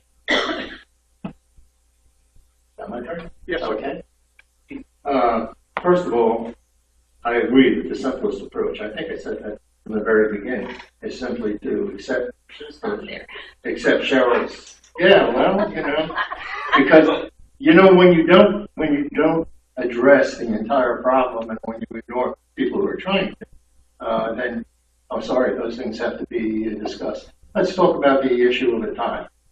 I mean, a tie would present a problem to the people who are in the tie because they'll have a choice. First of all, the tie is an unofficial tie at that point. It's been announced. It hasn't been validated. And they will have a choice. They will have to say, okay, I want to have the full votes recounted. In which case, if the vote count wasn't exact, then they have a pretty good chance of losing right then and there in a recount. Or they can simply say, I will accept the vote count and go through the draw. I mean, it's not an issue. It's as long as they know in advance that it's a tie. As a matter of fact, it's a less of an issue than if they lost by a few votes, because they would know the tie, but they wouldn't know about losing by a few votes until the election results were validated. I think that, I can support Cheryl's presentation of the changes, the 2 changes. I think they're critical changes. and I kind of agree. I mean, there's a kind of an act and adjust philosophy that I think applies in this situation. We act on this, the amendments, as Cheryl has mentioned, and knowing that the recount issue has to be addressed going forward. But it sounds, initially I thought, oh, it's not that complicated. We can talk about it right now and move on. But first, Dave said something, then Brett said something, and then I was like, well, I don't know. I mean, I think it demands serious consideration and not an on the fly between now and Saturday. But I think this addresses the issue, the biggest issue that the community had, which was transparency in accounting. I agree. Just for the record, as Director Stevens pointed out earlier, going ahead just with the two changes that Ms. Jacobs recommended doesn't solve the bigger problem that was brought up to us in the past by our legal counsel, and that is the recount. Our bylaws clearly state the Board of Directors shall resolve any request for a recount of the votes. That's the language. The committee attempted basically to resolve this major problem that we haven't done since legal counsel advised us to do so. So I'm in favor of taking the recommendation of the committee and using their additional changes, recommendations as an amendment to what Ms. Jacobs provided at the next reading. Anything else than that, we're basically just ignoring and deferring what was brought to our attention years ago. And I just don't feel that's appropriate. This committee has made enormous effort to solve the problem in coordination with the Bylaws and Resolutions Committee. And it seems like this board, majority of this board, is basically ignoring their recommendations. So I'd like to have a full board vote on this, including the changes that the Elections Committee is recommending.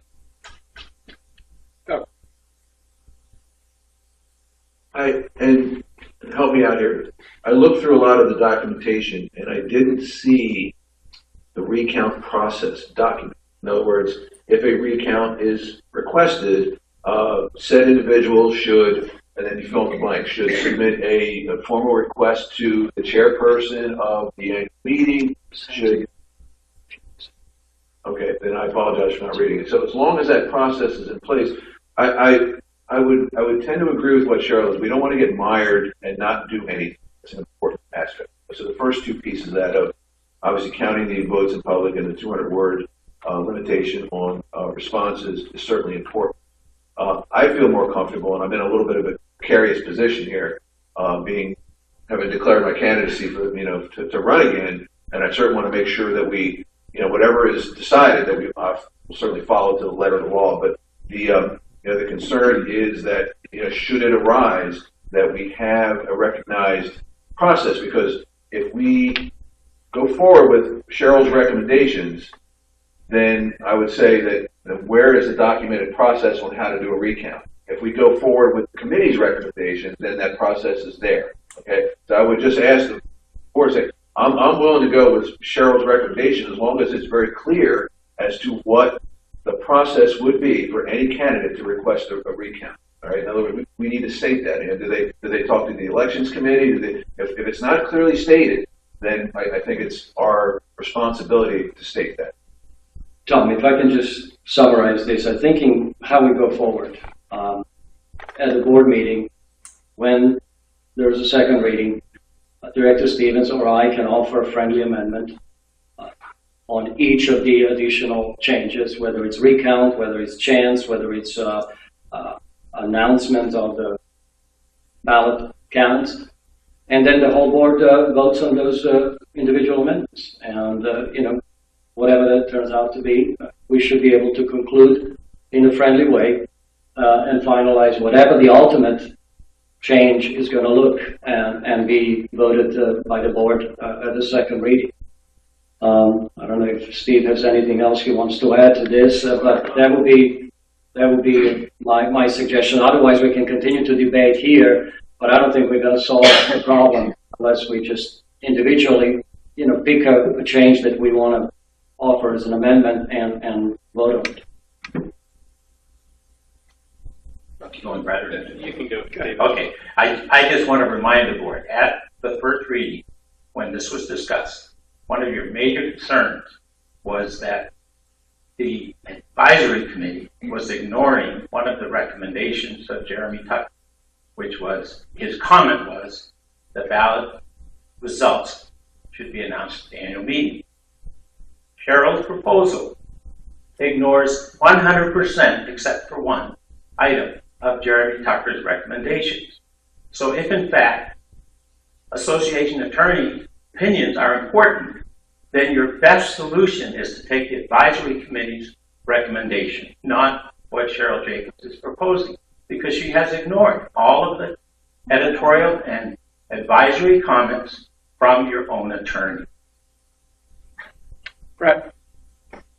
I would just say, I appreciate Slotan's advice and trying to make amendments on Saturday, but quite honestly, there were so many amendments, and the way that they're intertwined together, I don't know how we can go through and to try and, if we're expected to vote on Saturday to make this official, I'm against making that many amendments on the fly and then calling for a vote right there to change it without being able to digest the whole document. And I know part of our discussion with this whole thing is going through the process of it, but if we're making that many changes, in my opinion only, that would be a first reading of it, and we would have to push it to another meeting so there's some chance to digest everything that had happened in that occurrence.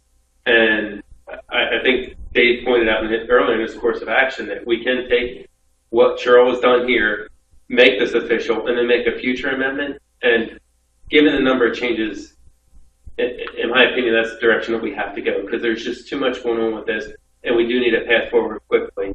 And, I know it was stated earlier that directors weren't present at the last meeting to vote to approve that, but I'll state publicly for whatever it's worth. I was not in favor of the changes as they were proposed at the March meeting, even though I wasn't there to vote, and I would not have voted for it. So if it was thought my vote would be a swing vote to change the way it came out, it wouldn't have. Just to use, I'm sorry. Wait a second. Sorry. With all due respect, Mr. Tuttle, I disagree that I have completely ignored what the attorney said, because if I do not offer a change in when the ballot or the count of the balloting is announced, then that is in compliance with what the attorney said, which is that they are announced at the annual meeting. So I'm sorry, but I disagree with your take that I've completely ignored what our attorney said. You said 100%. Just to respond to Brett's comments, all the other changes have been discussed for weeks, so there is nothing new that the board will require days to digest additional information. We all know what's on the table, what's been on the table for weeks. And as far as your opinion on how this is going to be sorted out, the only thing I can say is basically you offer just your own view on this. My take is if I have a desire to amend Director Jacobs' version, I will do so at the next meeting. And if anybody wants to second it, it will be seconded. It's the way the board functions, and it's the democracy, and that's the way I believe we should follow Robert's Rules of Order. And I guess we'll just have to, collectively, openly respond to those and, see if we're in agreement. If Director Stevens wants to offer amendment that I feel is appropriate, I will certainly second it, and, hopefully others will do the same with any of the amendments that I will offer. So I still stand by what I said earlier. That's, I believe, the right way to address this at the next regular meeting.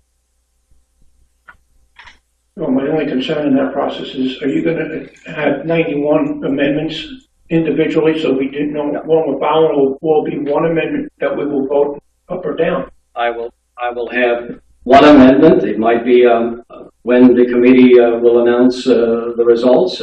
I don't know, Mr. Stevens might offer amendment of the recount process. I don't know, but that will be, I think, let's face it, we're not talking about 20 amendments here. I don't think the board had issues with any of the recommendation made by Mr. Tucker. And that was pretty much clear at the last March meeting. Nobody objected to any of that. The only objection was in regard to committee's recommendation when the vote counting will be announced or published. So we really have possibly 2 or 3 amendments here we're talking about. And language around the chance, the recount process, and when will the election results be published. Those are, basically 3 sticking points at this point in time, from what I can tell. Can I ask a question, Sheriff? This reading, I know I can see your red lines. That's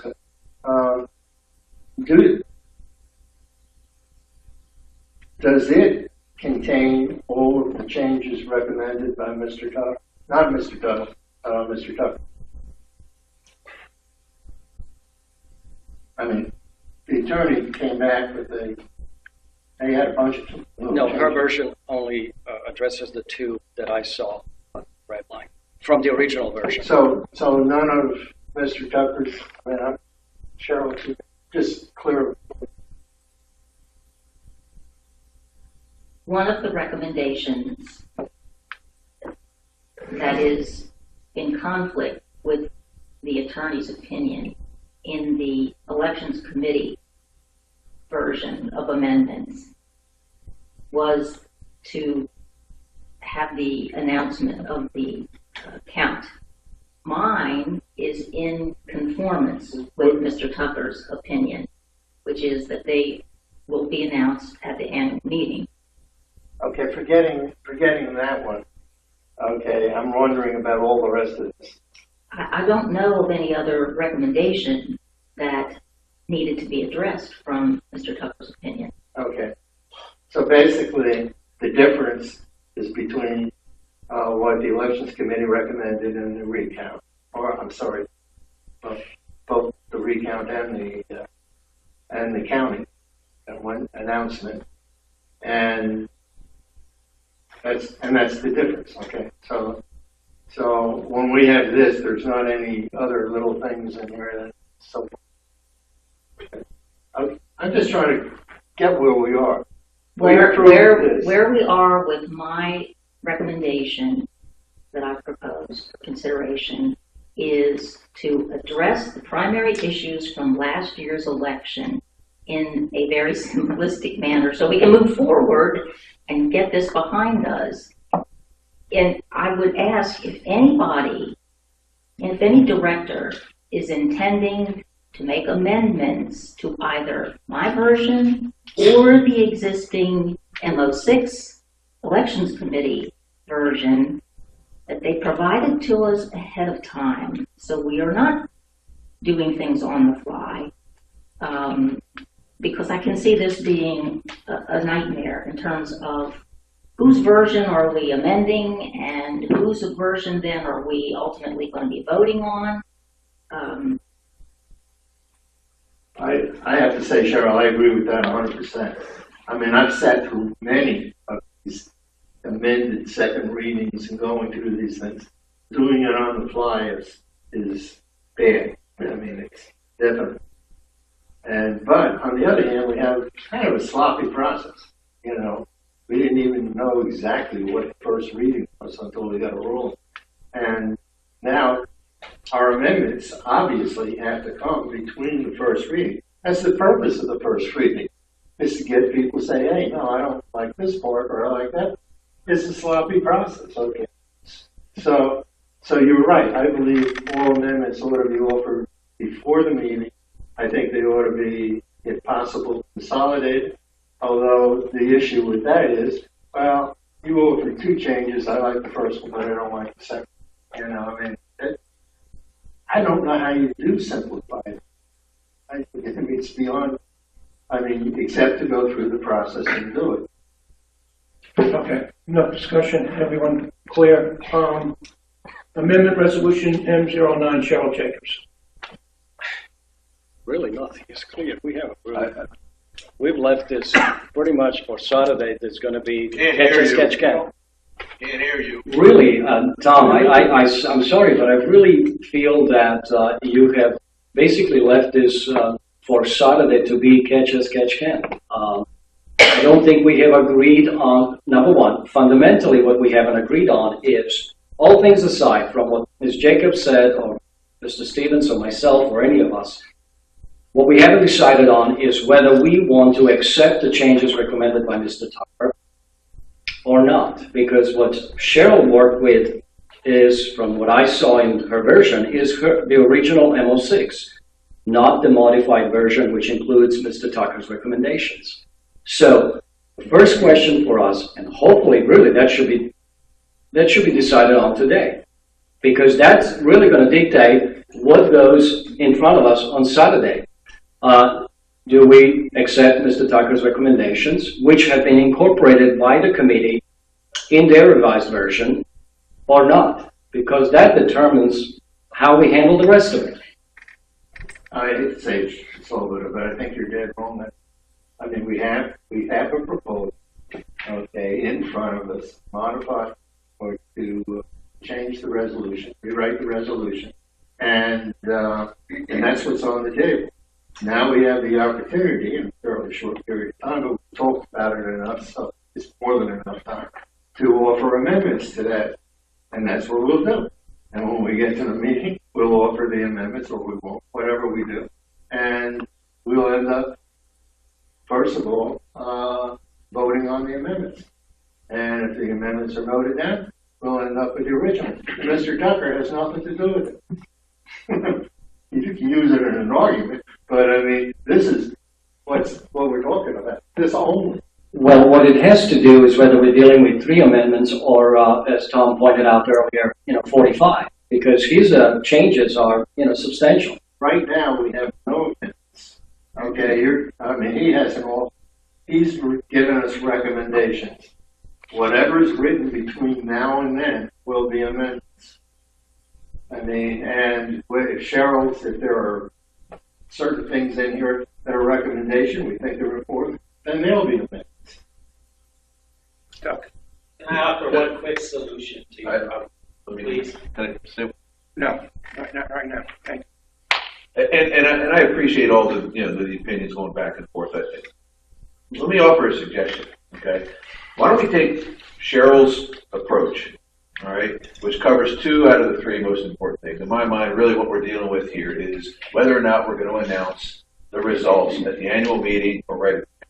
Okay, if we distill it down into something very simple like that, it gives us something to take forward and vote on, all right, and put in place. So that means we got the majority of the issues out of the way.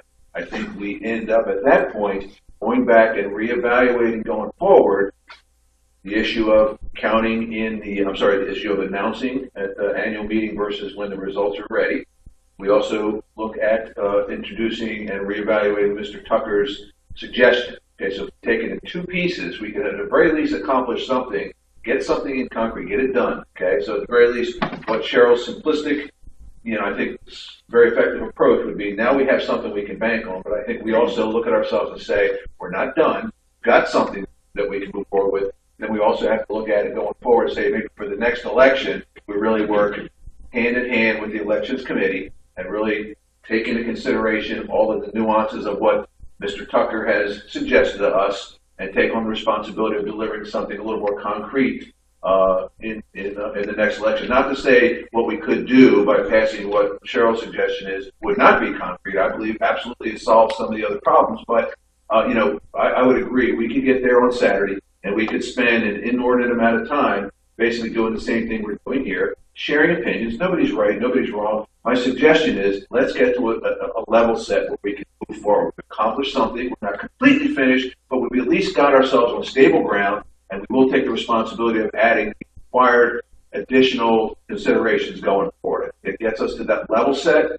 Anyway, that's my thought. Just a sense of practicality, timing, because if we don't take that step forward, we will be mired in this discussion ad infinitum, and that's not going to do anybody any good.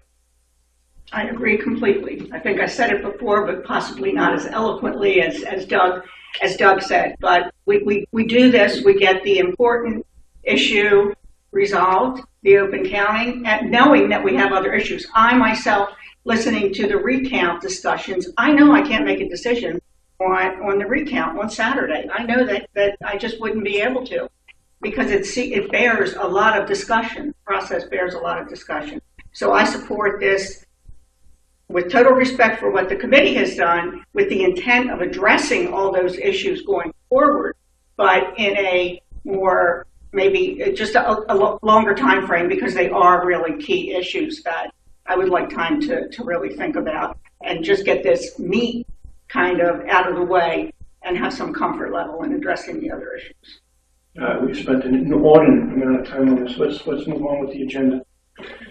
Cheryl Jacobs, amendment of resolution N09.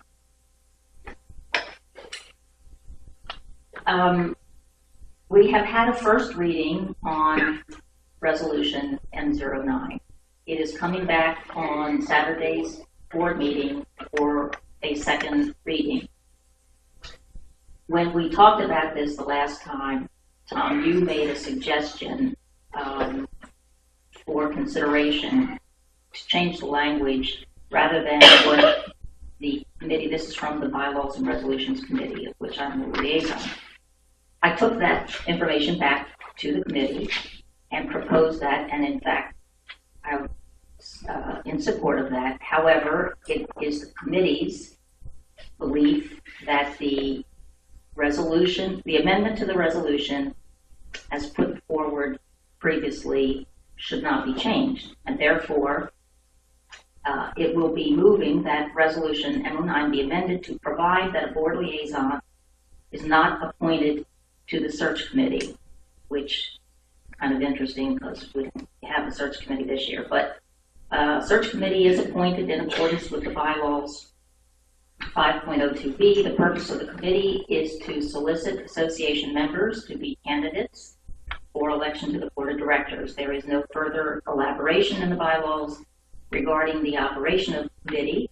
Resolution N09 provides for the role of the committee and other general and specific responsibilities, including support from the staff and management of the association. So in order to separate the committee from the direction and policies of the current board members, there should be no board liaison to the committee. Cheryl, I'm totally against this, and I'm not going to reiterate all the reasons again, which we had this lengthy discussion at the last time. While I do respect the opinion of the Bylaws Committee, I also respect the opinion of the chairperson that was on this committee last year, who has intimate knowledge of the function of the committee, and he stood up and addressed the board as well. And he recommended to follow a reasonable and simple amendment that the president shall appoint a director who is not seeking re-election, which is similar to the way that we handle the elections committee, which is also something that may be perceived to be a conflict. Not proven, but perceived. The board function should be to promote committee activity by providing support and assistance and allow it to become successful. And I don't feel this amendment allows that, but strips them of the need to do so. It was extremely hard after the discussion back in January to take this liaison away from this committee, and I made reservations that I think it would hurt attracting people to the committee, and a couple of the Bylaws Committee members spoke up and they didn't believe it to be so. But through my recruitment efforts and through the marketing, public relations, and the way we publicized it and public leads to get people to sign up for the committee, I was finally able to get, I thought I had 5, I was able to get 2 people to finally sign up, and I reappointed them. Unfortunately, one of those members was on vacation, has been out of town for an extensive period of time. When I told him that the deadline was May 10th, he realized that he would not be able to fulfill that duties on the committee. The other committee member resigned as, for that reason, that he would be a committee of one, and he also sent his resignation letter and said that the board is apparently unwilling to allow a liaison to the committee. While I understand that this may be motivated by a desire to avoid a conflict of interest, the effect would be to prevent me from making any meaningful contribution to this work. In my experience, being on the platform tennis board, residents trying to work directly with OPA staff do not get very far. So I do believe that there is a reason why they should have a point of contact to the liaison. And if there is some perception that it may be a conflict with someone that's running for re-election, a simple solution would just be to appoint a director who's not serving or is not running for re-election. And I think that would be reasonable, and I think that would be a compromise. And I would suggest to make that amendment to the resolution. I understand what you're saying, and as I said previously, I took that recommendation back to the committee. Committee, however, did not accept it and chose, and it's my responsibility as liaison to bring it back to you what the committee voted on. If you would like to... I'm suggesting to make an amendment to your... I understand. I'm going to ask you to put in writing what your amendment to this would be to provide for a vote then on Saturday. Because we're not voting on it now. Okay. So if you want to provide that to us ahead of time, what that amendment would be, I think that would be appropriate. And then we will vote on that at Saturday's meeting. Now, Eric is a member of the committee here, and I would ask if Mr. Tong would like to address this while we're on topic. Not really. Okay. No, I'm not. I'm just saying if you want to. That's fine. Yes, and if you don't, that's okay. Jim Trowell, Atlas Court, as Ms. Jacobs said, I'm a member of the Bylaws and Resolutions Committee. As she indicated in our meeting, our last meeting, and I don't recall for sure, but for sure all four of us were unanimously stated that we wanted to go with a proposal. I'm not changing my mind standing here, and I think I'm the only person maybe here now. We feel that it is appropriate to ensure that there is a separation from the board to the search committee. There is no influence there. Perceived influence, okay, I'll agree with that. Perceived influence.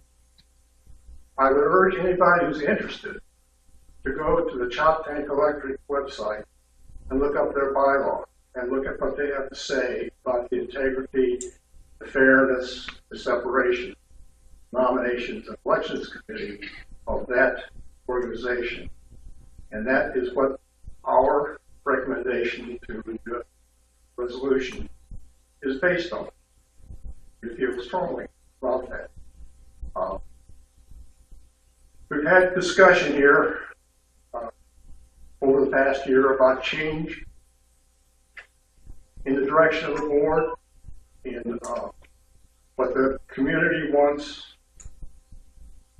We need to make sure that we're not taking the influence of a director, putting that on the efforts of the search committee. Now, I'm going to say that that's my personal statement, not that of the committee. But the basis of that recommendation is to make sure that the search committee is entirely independent of any influence.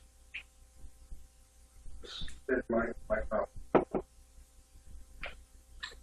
Thank you. Brett. I would have an issue with the amendment going back to Resolution C01 3B2 that the president of the association shall appoint one or more directors as a liaison to each committee. So if we're modifying this resolution and stating that the committee is not going to have a liaison, we're in conflict with CO1. And I mean, down to our other committees that are independent, like the Architectural Review Committee, that still has a board appointed liaison, but the committee functions independently to the review of any architectural guidelines of the community without board influence. And the same with the election. So I would support your amendment because that would comply to our other resolutions, as opposed to completely removing the liaison, which at that point I believe resolution CO1 would have to come up in conjunction with that so that we don't have conflicting documentation. I'd like to make another comment to that. I simply do not agree with that.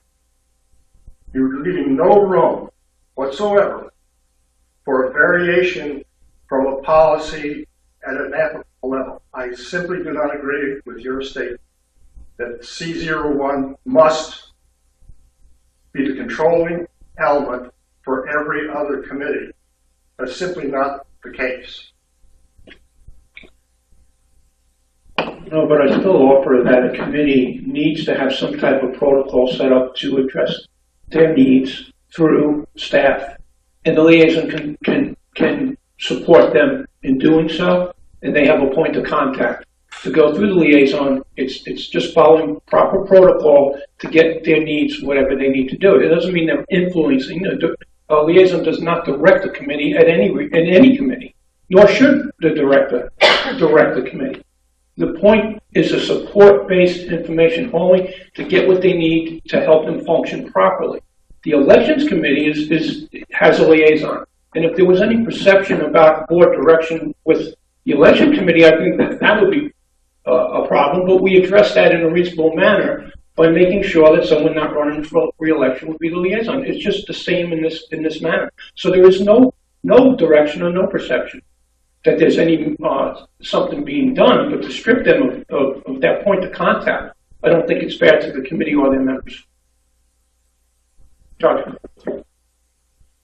You know, I'm kind of sitting on both sides of this issue, but, you know, I'm a pretty practical person. If you think about the function of the search committee, how much interaction in doing their, you know, duties would they have with staff and the board? I mean, if you think about it, they've been charged with going out, soliciting the membership for potential candidates for consideration for running for the board of directors. All right, so I think they can operate independently, and I would tend to lean towards to keep things consistent. I don't see where having a liaison, you know, would be a detriment. I mean, I think that allows them that consistency and that point of contact, but I would absolutely make certain that the person who was assigned as liaison certainly wasn't, you know, running for re-election or anything like that. Because if you think about it, like especially with the Bylaws and Resolutions Committee, maybe the Budget and Finance Committee, there's a lot of interaction with staff. There's a lot of that face-to-face time for those discussions where I believe, unless somebody correct me if I'm wrong here, that the search committee is basically out there canvassing for, you know, potential candidates, which really doesn't require a whole lot of, you know, meetings with the staff and a lot of face-to-face interactions, you know, other than, you know, again, canvassing for a potential candidate. So I can see both sides of the argument, but I just believe that maybe having a liaison is not as detrimental. Okay. Yeah, I may get to the meeting and flip a coin. I mean, that's good. You can do that. I think in answer, I mean, there are specific things that a liaison do, which are non-controversial, which are non-prejudicial to. I think that interface, there are lots of instances with liaison can interact. And I just saw the sign coming in on the gate, you know, get up on the board. I mean, getting the word out can be greatly assisted by interaction with staff, and that can be facilitated. Yes, if the liaison is doing his or her job properly, I'm hard pressed to see that there could be, and you know, you can say, well, look at the appearance.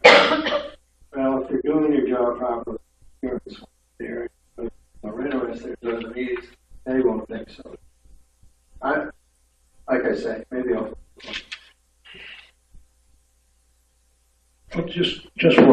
thing. I mean, the liaison is there to give support and assist. The liaison is not going out with the committee and telling them who they should try to seek to run for election on the board. The committee does that independently. The point of the liaison is they need to have meeting rooms. They want to have type of meetings that they can interact with the candidates and give them the information they need. They need supplies.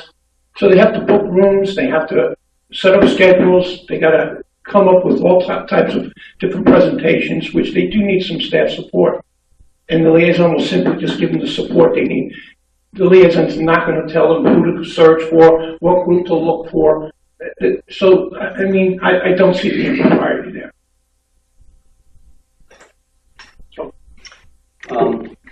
Interesting topic. I'm just going to offer my thoughts. Kind of feel like Dave at the moment. I can go either way, and Doug, but I do see Jim's point on why the board liaison should not be appointed to this committee. I do see clearly a need for separation between a search committee and the board. This search committee is also a good example of why Brett's earlier suggestion of removing the language of general manager from some of these committee resolutions should happen. I'm reading resolution MO9 right now, and in reading the responsibilities and roles, really, I haven't come across a single situation where there is a need for a board liaison. Everything refers to OPA, staff, and GM. A direct interaction as far as logistics, scheduling meetings, announcing activities of the committee, whether it's forming a forum, to answer questions for potential candidates, etc. There's a clear intent to separate committee's activities from the board, and a board liaison therefore is not required. So, right now I'm leaning towards really taking the lead and the opinion of the Bylaws and Resolutions Committee and supporting Cheryl's recommendation, because we do want to have that separation. And this is a good example of a committee that clearly has a need for direct interaction with the association staff and not the board. So, read it again. I will read it again, obviously, before we vote on this, so that I am clear in my own conscience with what kind of vote I will cast. Well, to your regarding separation from the search committee and the board, well, how do you feel about the elections committee and the board? I mean, that would be more independent, yet the board is giving them the support that they need. So would you be in favor of stripping the elections committee of the liaison as well, because you want to show that separation between board and the election? I mean, let's follow through properly. If that's the reason why you would take that away from them, then maybe we should address the election committee liaison as well. If I can just respond to your question, since it's directed at me. Sorry, Dave. The elections committee in the resolution has clearly spelled out needs for interactions with the board. So in following, their MO6, I can see the difference between the two committees. And why there is a need for a board liaison to be appointed to the elections committee and not the search. Again, it's just reading the resolution MO6 and interpreting the needs for the relationship between the board and that committee. Gene.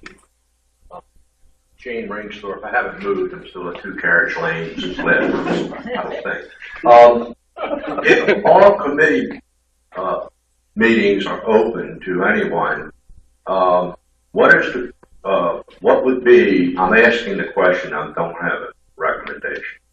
What would be the feeling of the search committee if a couple of directors wanted to attend a meeting on their own as homeowners who were interested in what was going on as opposed to directors?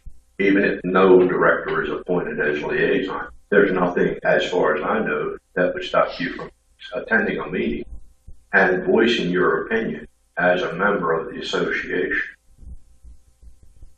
Yes, That's and true of anything. yes, and I did attend one of the meetings last year, and that did happen. So yes, any director can attend those meetings.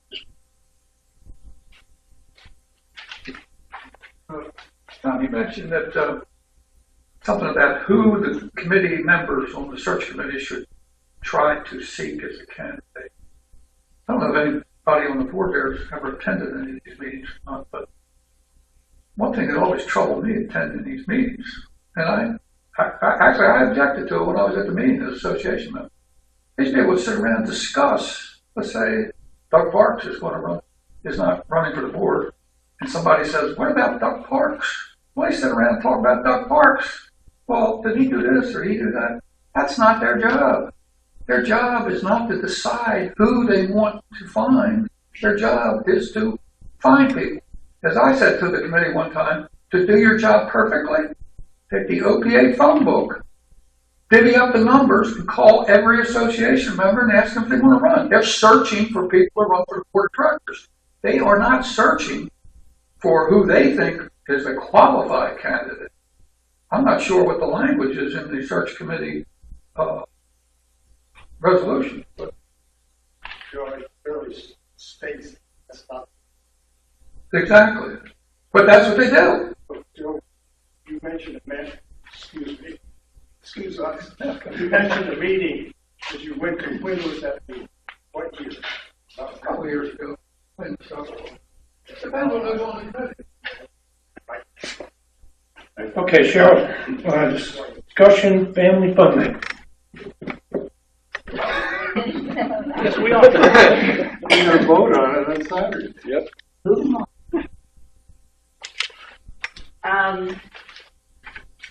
At the Thursday special meeting,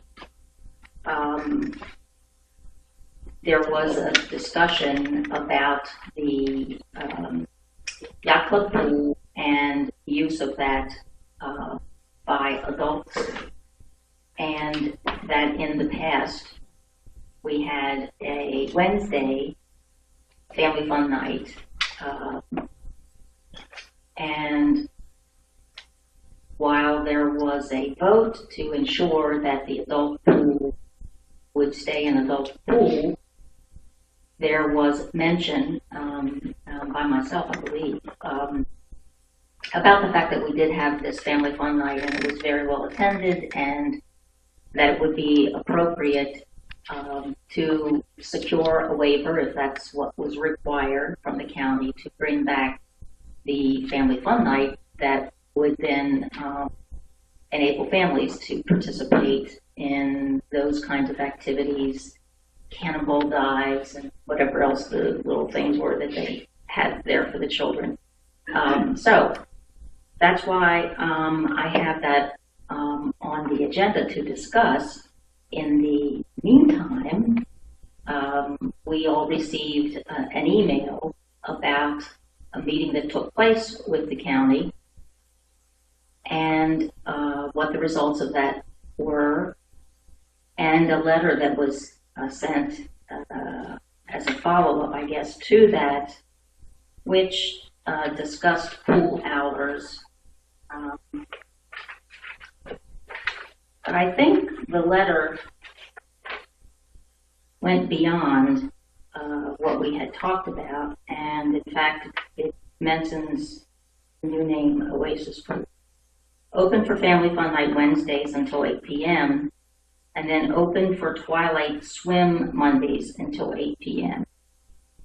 So that's more than what we had talked about, but I wanted to open up the discussion about this, which is why I asked for it to be on the agenda. I think that maybe I'm mistaken that Brett had went to speak to the county about putting in to see what hours we can keep the pools open.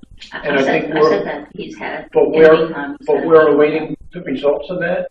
So I don't know until we find out exactly what hours we are allowed to stay open. I don't know how we can make that discussion on what we're going to. Well, I would see the discussion as being, is that something that we want to bring back? So that's my reason for, I would be in favor of it. I think it was a good thing that we had in the past.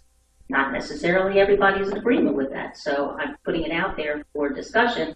And I mean, again, while I might think it's a good idea, our GM has already, put that forward to the county. So maybe it would be appropriate to know if the entire board is in favor with what he has proposed.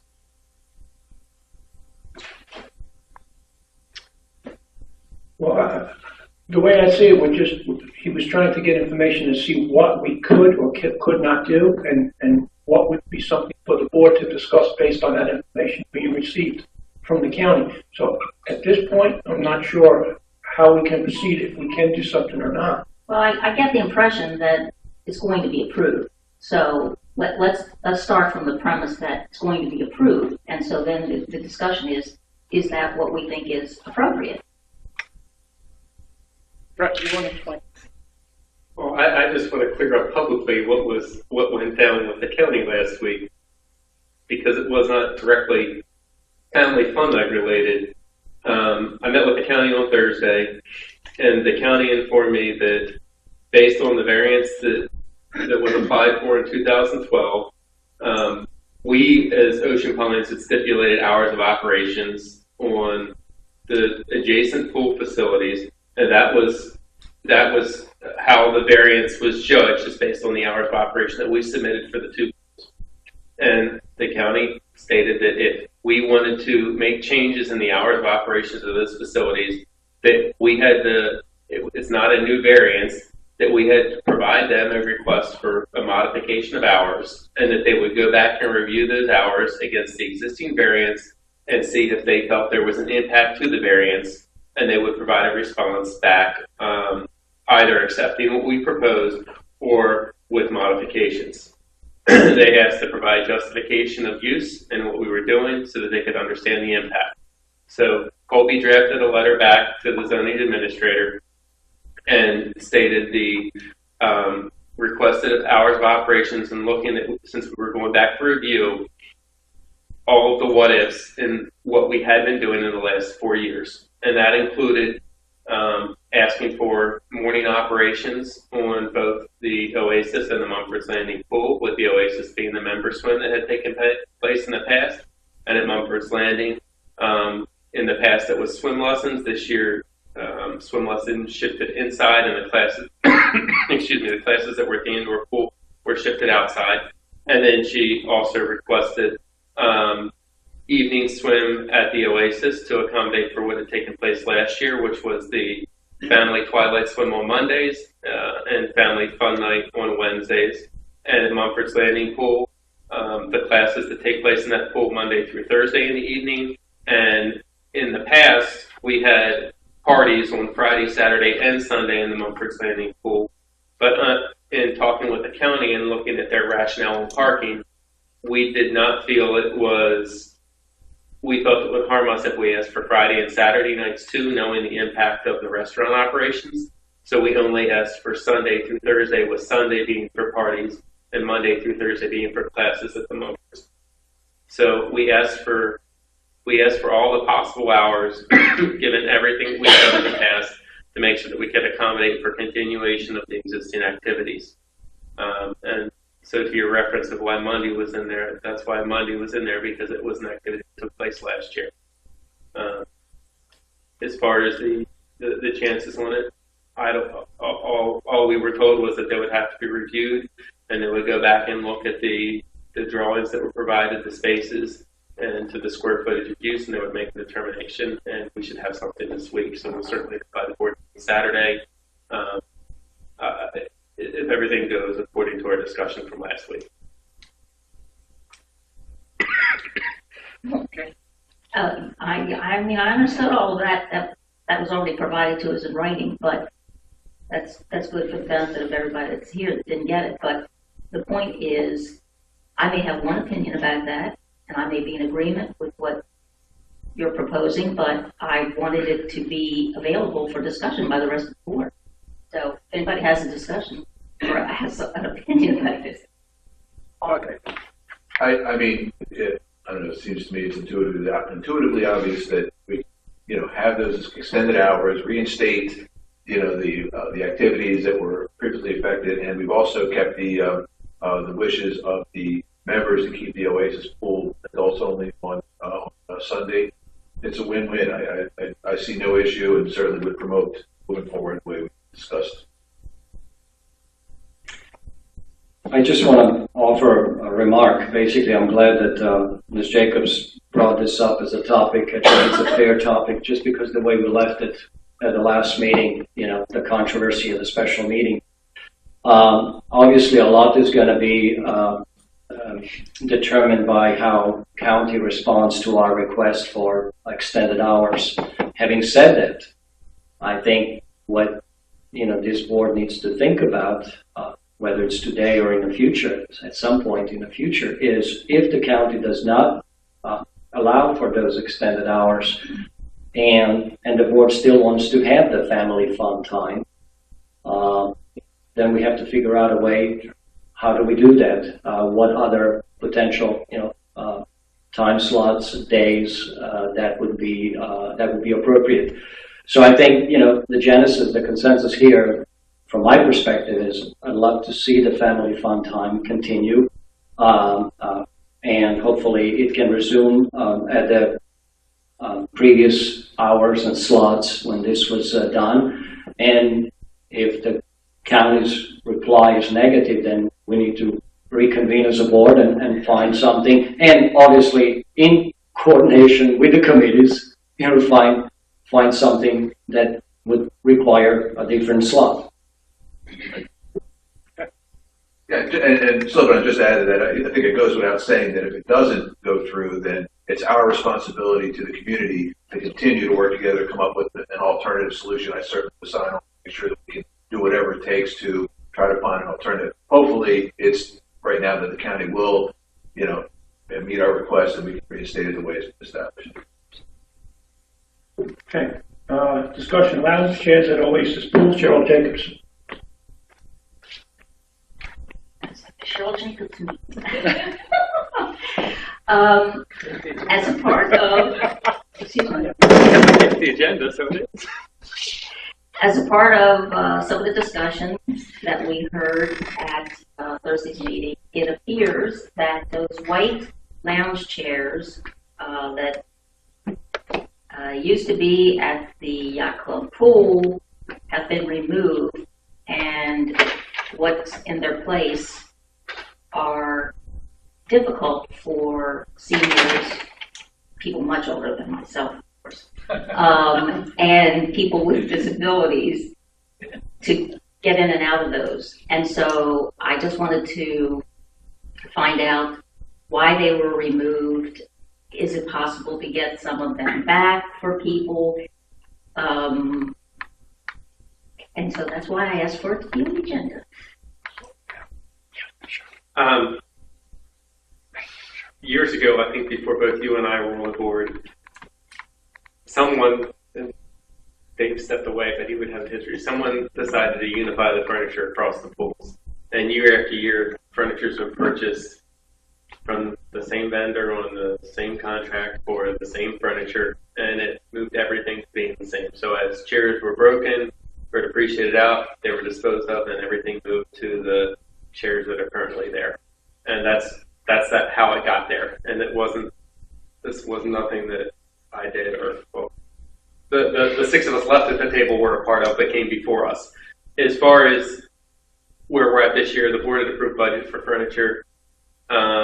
When those comments came in early on from, I believe, Ms. Curley, and I went back to Colby and asked the question, we had not ordered the furniture yet for this year, and what the budget amount allowed and what we could do, we purchased 20 chairs that match the existing furniture. They're the high chairs and are out of that.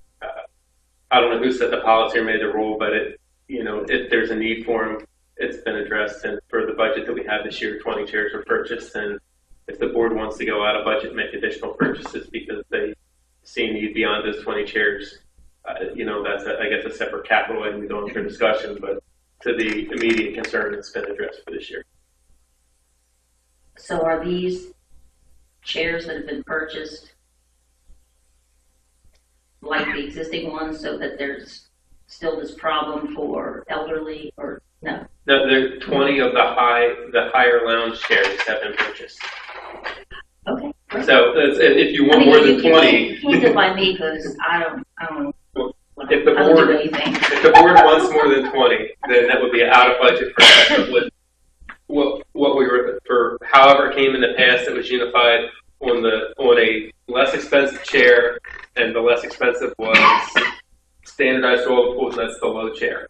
So that's kind of how we got to where we are, and moving it back is not an issue, but it's down to money. No, I think if we've addressed that and we have some of those chairs available for people, then that's great. Swimming racket pool walkway safety, Cheryl Jacobs. Yes. Now, I would like to combine that topic along with the one following. Again, at Thursday's meeting, when there was a discussion about moving Adult Swim to the swim and racket pool, it was pointed out that there could be potentially some issues with the walkway not being safe. And since that time, I have also received communication from a resident that apparently there's an issue with a bench over there near the gazebo where the seat is missing, and there are support tubes that are rusted out, that have jagged ends, clearly a safety issue, particularly for children. And so that plus, it was my personal observation that there was not a picnic table at one of the parks that I happened to observe. So what I would like to do with these two things are refer them to Park and Recs Committee and ask them to take a look at whether or not our parks have picnic tables, and if they don't, should they, and what would the cost of that be?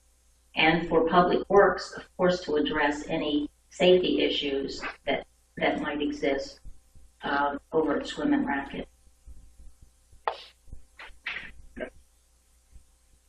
So I open it up. You want to comment? So regarding the sidewalk, that would be done typically under repair and replacement. We have one price quote that we got for it since that meeting when it came up, and it's $8,000. So I'm waiting for additional pricing. So I have 3 bids on the repair. That was brought up by the aquatic staff in the past, and it just was not addressed through whatever chain. So that's a known issue that's been there through aquatics, but when they asked for it to be done before, the work order was not authorized.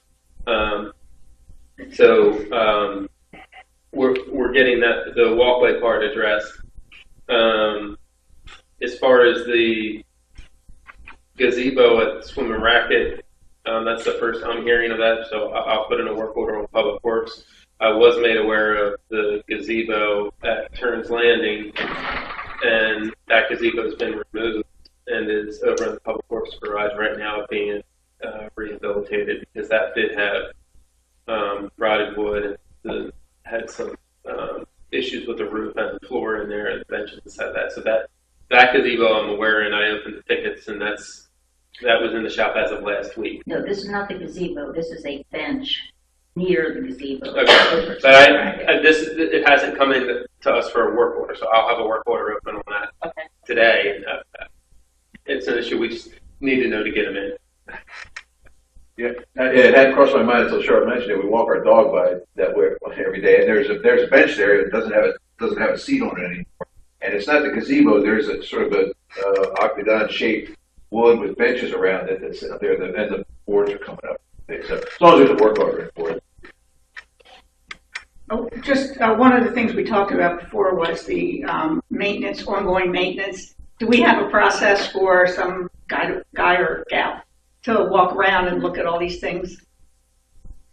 At this point, we're still reactive, and I mean, with just getting the facilities positions filled, we are playing catch up on the existing project. So I believe, for the long term, that's definitely a goal. But at this point, whether it's CPI or maintenance on our own facilities, it's when we're notified of a problem, I think it gets open and that goes in the queue for repair. And based on the risk and the urgency of it, is how quickly we'll look to take. Discussion, piracy, playground insurance, and legal liabilities. Cheryl Jacobs. Yes, I have a concern about whether or not the department that installed pirate ship did so in accordance with the consumer product safety guidelines, and whether or not this has been presented to our insurance carrier, because I've had a resident come to me and say that they previously were in the insurance business and they're looking at it, they would never have covered it. So that raises a concern to me as to whether or not our carrier has been presented with the specifics on this and whether or not they are in agreement to cover us.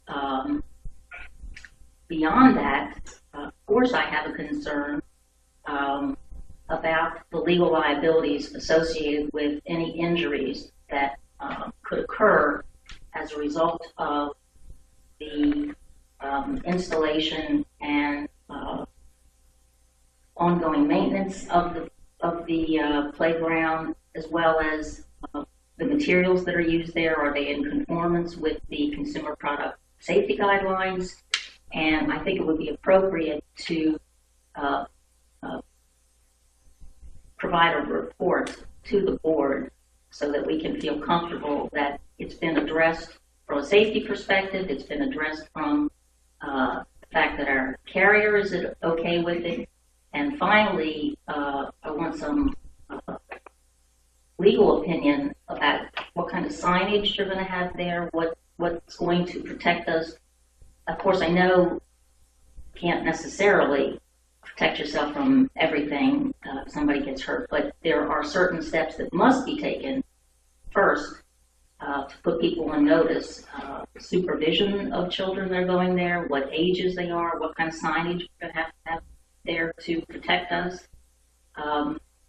So all of those issues, I think, need to be addressed so that I, as a director, can feel like from my fiduciary responsibilities to the community, I've brought this to the attention and feel comfortable that it's adequately been addressed. Well, first, the playground is not finished yet, and I don't know how closely you've been watching it, but the ship was moved from its original location. It was turned approximately 45 degrees because it was just dropped off. It was built outside. It was delivered.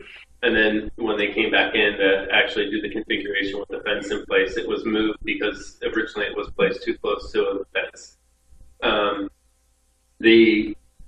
They also didn't provide enough mulch, which is why it's still locked and inaccessible, because there is currently not enough mulch there to meet the standards required for it.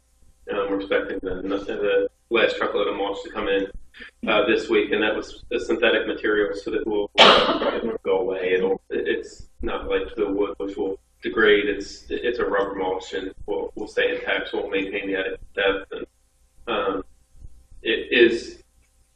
we've gone through full permit review with the appropriate local authorities on it, and our permit's not closed on it, so it's the review of it being in compliance would come back after the facility's inspected, and we have our certificate cleared. That has not happened yet because it's not finished. And we have gone back for opinion on signs on all the playgrounds in the past, which is where I believe signs just went up on Bainbridge Park because of an issue that was addressed a few months ago on that park as far as not having proper signage, and the signs are being made for that playground. Once it's done, it will be public, and that's what I know as far as our playground. We are we are in compliance. Our insurance agent has been. We just went through a renewal on insurance. We're in compliance with our insurance agent. If you want me to have Mr. Tucker write an outside opinion on it, I can certainly do that, but I don't know what else we can provide. Well, first of all, when you say our insurance has just been renewed, has the specific information about the playground been provided to the insurance company? Because that's a little bit different than saying we're in compliance with everything, because first of all, you're saying that the playground isn't finished yet, so how would the insurance company know what the final product is? And secondly, I'm not asking for you to go get a legal opinion, but what I'm saying is there has to be signage there that protects the community from a legal perspective about the use of that playground, or any playground for that matter, but this one in particular because of where it's located. So I need to feel assured that we have proper, excuse me, legal signage posted there, so we don't have a situation where people who take advantage of the tiki bar and put their kids in there, and they're not properly supervised, they're not the right age, whatever could, I mean, you might as well figure whatever can go wrong is going to go wrong, and so you need to protect yourself up front, that you've addressed it. Otherwise, you put yourself in a position where you are being negligent. You don't want to be in that position. So that's all I'm saying.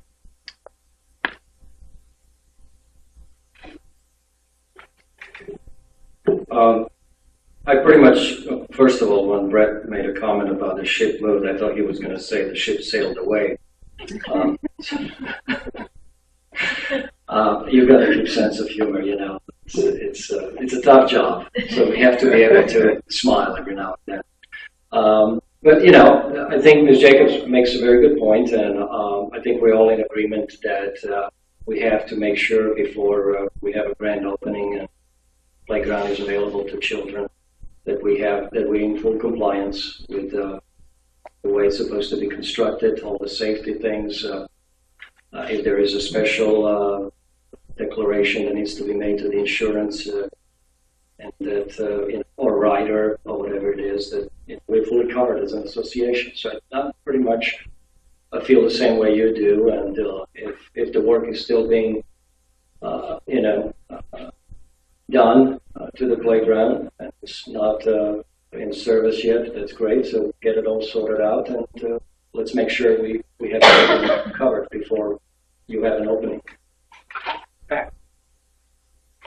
I think that this made me think about liability insurance in general, and I think we're supposed to review that annually as a board, our coverage. And I don't know what the process has been in the past. I think it's in the bylaws somewhere. I think I read that. But it's critical, of course, that we know, that all the liability and is in place as it should be. And I didn't know what process we had for that. I didn't know if we should use the Budget and Finance Committee to kind of vet it and give us a report, or if we want to, I mean, I don't want to have the GM, I don't want to ask the GM to have to, to have to, the controller, so the finance person would, so the finance person would be a logical person to go to. Not that, again, maybe that can't happen right now, but I think that, we do need to do the process annually. So I'll start talking. I mean, I know Mary did the renewal. She did. And provide them the updated assets and schedules, especially with all the change we had, because, I mean, it's more than just a pirate ship. We have, right. I mean, we changed the Michael Meadows playground out. We have everything we did in the golf club, and we've had some significant changes this year, and same with the beach club, that all have to be incorporated, because it's, the components have changed, values have changed, and, our risk position has changed there. So maybe just even, I'm just thinking out loud right now, maybe just even a presentation of the declaration page of our policy to the board would be sufficient. And then if that generated any questions on the part of the board, it could go to discussion, but that might at least give us, the framework for our coverage. I think the declarations is about 20 pages. Well, 20 I know it would be more than a page, but yeah, 20 pages. Oh, we love 20-page things. My age. I know. So you can give us a Give you a synopsis, okay. Executive summary. Okay. Discussion, financial and budget impact, 20% discount. Well, wait a second, before we move on, one of the things that I asked for relative to this, and I would see it as the board directing Parks and Liaison Committee, Parks and Recs Committee, to take a look at the parks and at the, who's the liaison to? I am. Oh, there you go. So can you take care of it? Very good, thank you. Financial budget impact, 20% discount at Morgan's Landing, Slogan and Trenick. Thank you, Tom. The 20% discount at the Cove or at all of our food and beverage venues is something I learned about recently, actually through a phone call from a member that expressed concern and asked why the board approved this. My comment to him was that I really didn't know about this, and this was not brought to board's attention. But I promised to him that I would look into it. There are a couple of issues that I have with this. Not having the board made aware of this is really inappropriate for one simple reason, starting with the fact that Cove continues to operate at a huge loss. We are year-to-date $185K in red. So that's one thing. Two, when you institute a 20% discount on our sales across our food and beverage operations, I just did a simple number. If you look at our budgeted revenue for Yacht Club, $1.58 million. If you take 20% of that, you're talking about a potential loss of revenue of $317,000. To make up for that sales discount, you would have to increase the revenue by 25% just to break even and to stick to the budgeted amount. So, this is an issue. If this is an amenity that's hugely successful, referring to Cove, Beach Club has always produced great revenue. But we all know that the problems at the Cove continue to exist. Inconsistent service, food, and a sales promotion like this, 20%, I don't know whether it will turn things around. But most important concern for me is the fact that I believe this board needs to take a look at this, just considering historical performance of the Cove Yacht Club in the past. The numbers speak the story, and we don't know whether offering 20% discount on the revenue, which is going to produce potential huge loss, can be made up by increasing revenue. For every 20% discount, you got to increase revenue 25%. So I'd like to see, because we haven't been given the opportunity as a board to have an understanding of what was the thought process behind. I'd like to see what the acting GM can offer to us today, so that we are comfortable, and if we are not, that we take an appropriate actions or make recommendations to the GM what needs to be done with this. I'm also interested to know how, and because the treasurer of the association has not been consulted on this, from what I understand, what we all understand, it was Mary Bozak, our director of finance, that was asked and provided her concerns or reservations. I'd like to know what those are. I'd like to know what Ms. Supik thinks as a treasurer. And, for example, how are we going to account for this discount, sales discount? Is this going to go on our books as a marketing and promotions? And if so, again, That's a sizable increase in that expenditure. Cheryl. I have a concern about the fact that, again, this is something I found out about after the fact, which bothers me. And in addition to the fact that it was not introduced until after we had done the budget. Seems like something like this certainly should have been brought up as part of the budget discussions because there is an impact on the revenue. And while the majority of us, not all of us, voted in favor of the budget, Dave expressed grave concerns about the optimistic revenue projections, as he put it. So it certainly impacts, the revenue and the budget that we just finished passing, and then this comes after the fact.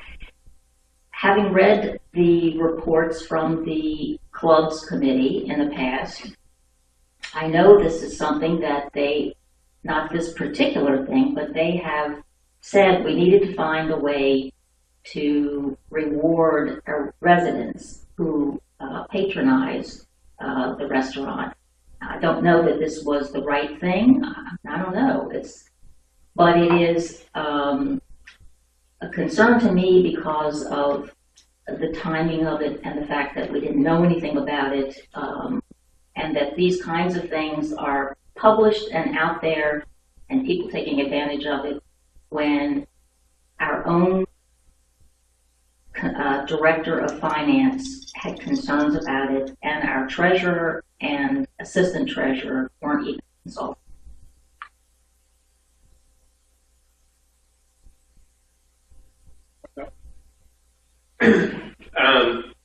This was addressed internally with us on email, and I did provide the response back as to the rationale behind it and the why. At the end of the day, there's, from everything we can see on the operations side of the restaurant, not a budget impact. So, to the why it was not presented, it's because it is not a factor in the budget. The happy hour plans were never something that came forth under board review, and that's at the same place as to where the origins of this came from. And looking at the operations, as I stated to you all in email, we have a habit of offering much greater discounts through happy hour, and when you would watch the receipts at 7:01, the restaurant would clear out, the tickets were closed, and we were losing the patrons. So people were coming in and buying drinks at half price or greater, food at half price or greater. And then as soon as the discount disappeared, they walked out the door, and we weren't capturing the rest of the revenue that should have been associated with that customer. And takes place in most other restaurants where someone comes in for happy hour and then stays for dinner. They would come to our happy hour and then go somewhere else. And it was the fight to the bottom of who could sell something for the lowest dollar. And we could not hold to a budget where we were fighting that fight to the bottom and looking at what we are. And, as you said, that wasn't past committee recommendations of finding a way to incentivize the homeowner. The staff felt if we were going to put forth a discount for anyone, and especially the fact that our discounts in the past were one of the larger factors contributing to operational losses, we had to put a discount in place that it would carry on to our membership, and the only people that were benefiting from that were people that contributed to the bottom line and that helped pay the $5 million to build that building. This was the best compromise we could come to for a happy hour type discount, and it's put in at a dollar amount that should not impact our bottom line dollars, but on the flip side, actually increase the profits. And based on the few weeks that's been in place, there has been a greater than 25% increase in revenues, and that is on the top dollar side of it. And I think, we've been through discussions for months here, and I think it's part of Pat's topic to our financial reporting that right now, we are handicapped in our ability to really monitor the financial reports, and we need better systems in place. And we could sit here and argue all day long as to what's going to be right or wrong with it. And I think that's the point Dave made in his response to neither one of us can definitively say whether it is the best. And from where we're coming from on the staff side, we believe it is the best and the zero budget impact, and that's what we have to work on today.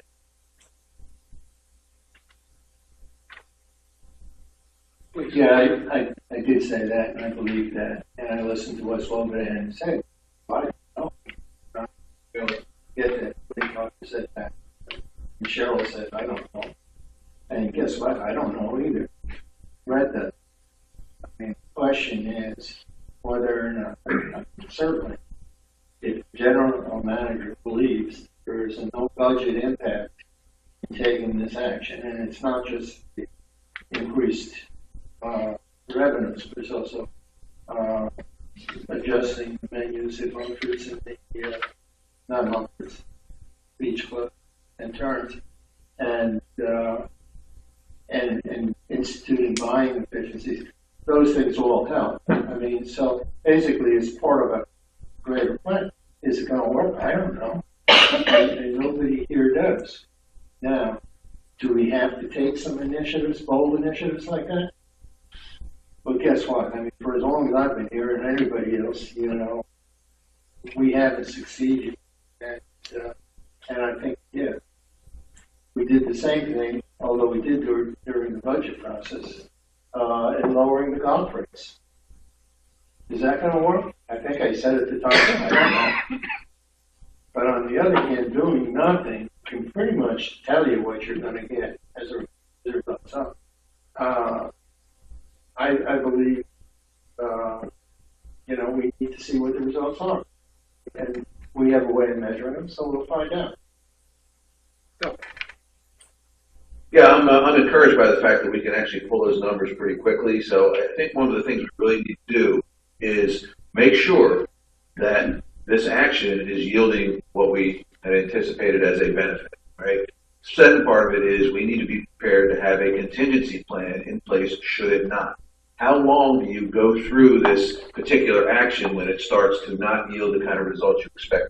So I think as a board, it's our fiduciary responsibility to find out, yeah, okay, we're fine with this. However, if the numbers don't bear that out, and Dave and I would agree with you, doing nothing is not one of the options. It's certainly, you know, an action that could hopefully yield some kind of benefit. But at the end of the day, I would be very prepared to say if we don't get the kind of results that we expect, then certainly we have to be able to take you know, corrective action. Now, the other part of that, we're going to be somewhat masked, I believe, by the fact that our business should be increasing over the next several months. We're now getting into the quote-unquote busy season. So I suspect that, you know, it should be interesting to see how this develops over time. And I would actually compare it to last year's number. So do that comparison and say, hey, based on sales from last year and sales this year, how did that 20% affect our revenue?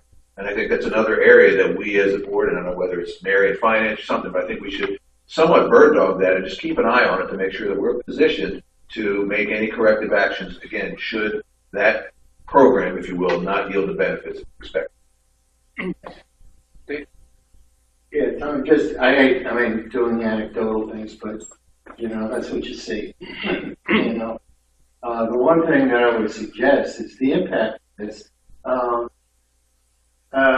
I don't know that we've projected it out to the people yet, exactly how big a personal impact this can have. I show up, I went to my brunch in the yacht club, and I order very simple things, but from the sides menu, and normally it's so anyway, $8.99. $8.99 for coffee, orange juice, 2 slices of French toast, and 3 strips of bacon. Now I can tell you, having doing the same thing over at DeNova's regularly, that's a couple of bucks lower than I pay over there with discounts. But you know, the thing that, I mean, it really bothered me more than a little bit. I mean, and it's a terrific place, and the food is good, and the service is excellent. Okay, they leave anything out? They did have country. I could have done without that. But my point is, it was empty. If we're not getting that word out, then this isn't going to do anything. I don't know how to do it, so it's not really our job. But places, that wasn't totally empty, but you know what I'm talking about. I mean, it was empty, and it shouldn't have been. Anybody had any sense would be eating brunch. So,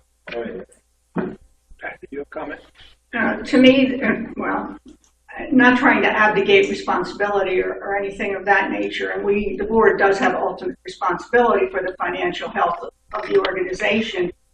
The budget management is to my mind, clearly the GM's responsibility and the GM's focus. And I think there are frequently going to be circumstances where the general manager makes a decision, hire a person, don't hire a person, do a promotion, change the service line, that does not need to bubble up to the board, but the general manager still has the ultimate responsibility to make the budget work. So if the 20% doesn't work, then to my mind, having been through a lot of budgets in my life and had to make them work, then in 2 months or whatever, you stop that program and you may have to make some other changes to the budget. The GM might have to make some other changes to the budget that would fit within the guidelines of what the board approved.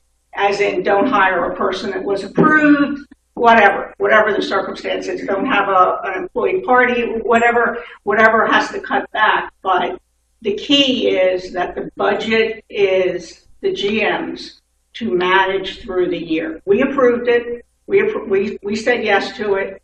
And we've given the GM, in my mind, the direction, you need to make this budget work. And that does not mean that every line item ends. In fact, it never will. It never will end, every line item where it was budgeted. One will be over by 50 and the other has to be under by 50 in order to make the budget work, but that's what the GM does. That's how I view this. And bottom line, I really hope this works. Yeah.